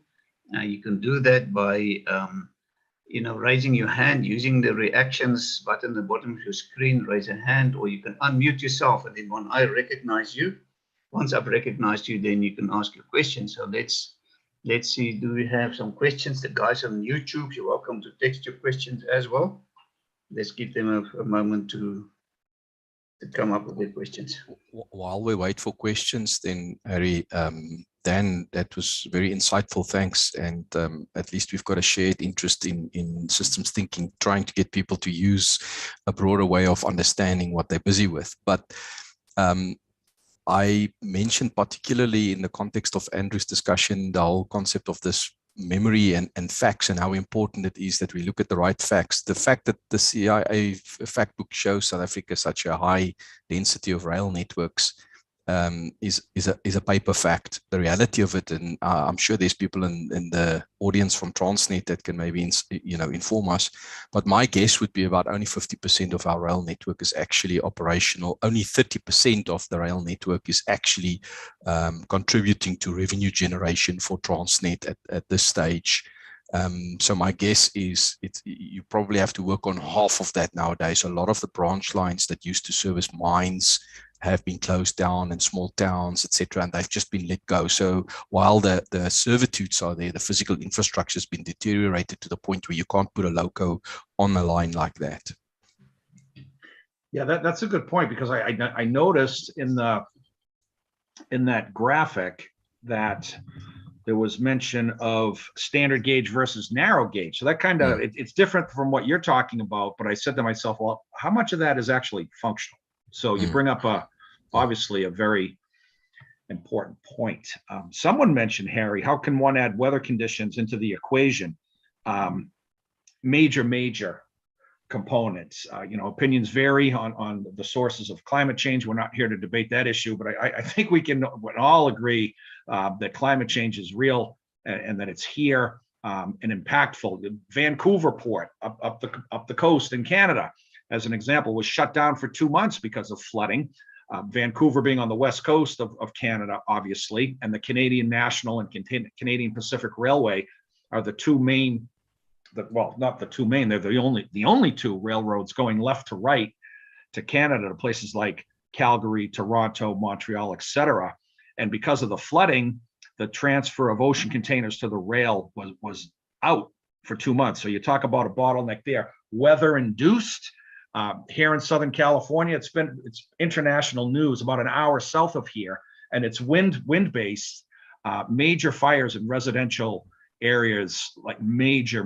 If you check out CNN International, it's on that, and that's weather induced as well, because of we're in a major drought here. So you really have to, as a variable in the overall system equation, weather events, although unpredictable, have to be taken into consideration. Thank you, Dan. Really appreciate that.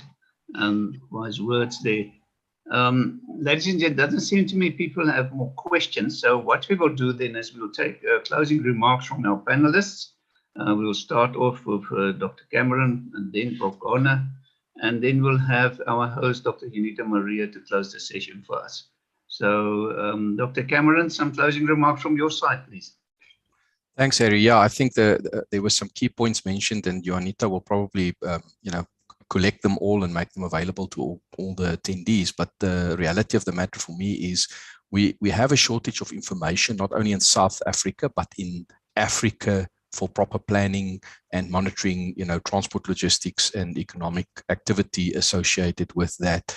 That's for me is a key aspect, that the business people in the room, you all sit with a lot of information, and in some way, shape or form through an organization such as SARF, to make available that information, that one can use it for broader thinking and application. We help a lot of the policymakers and government decision makers, as Prof. Gardner said, and from a systems thinking perspective, try and get them to understand that they need to look at it broader, but the information is key. You can always use examples and illustrative examples, but ultimately, if you've got proper data, that helps to bring the points home. So for me, that's key. And thank you for inviting me. I enjoyed it. Thank you. Thank you so much, Martin. Much appreciated. Prof. Gardner. Yeah, well, number one, thank you for having me. As I said, I have a real affinity, kinship with the freight forwarding and customs brokerage community. So I appreciate the opportunity to be here. I think one comment I would make is that the challenges that I heard specific to South Africa, and I'm sure there are others that I didn't, they're not dissimilar to what other parts of the world are experiencing as well. And that's not meant to make anybody feel any better, but there are similarities. And that means that there are benchmarking opportunities for improvement, be they in Asia, be they in Europe, be they in the United States, and certainly in Africa. There's every country is different, but there's a lot of similarities in global supply chain. So I would say look for those benchmarking opportunities and see if we can avoid repeating the mistakes of the past, because Yogi Berra also said it's deja vu all over again. That was another one of his favorite. The guy was a genius, not only a Hall of Fame baseball player, but just a linguistic, cognitive genius, literally. So we don't want deja vu all over again, because supply chain challenges aren't going to go away. Thank you, Prof. Gardner. Really appreciate it.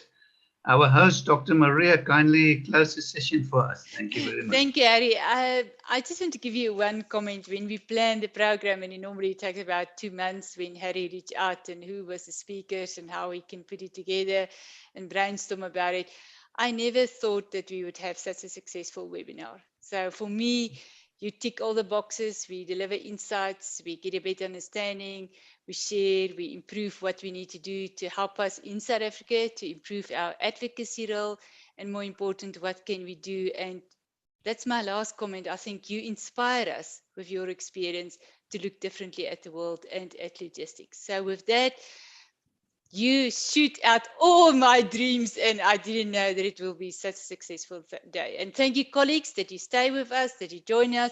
And I know the webinar and the slides will be used in many other applications to help us to build a sustainable logistics network. With that, I thank you very much, and I close the session. Thank you. Thank you.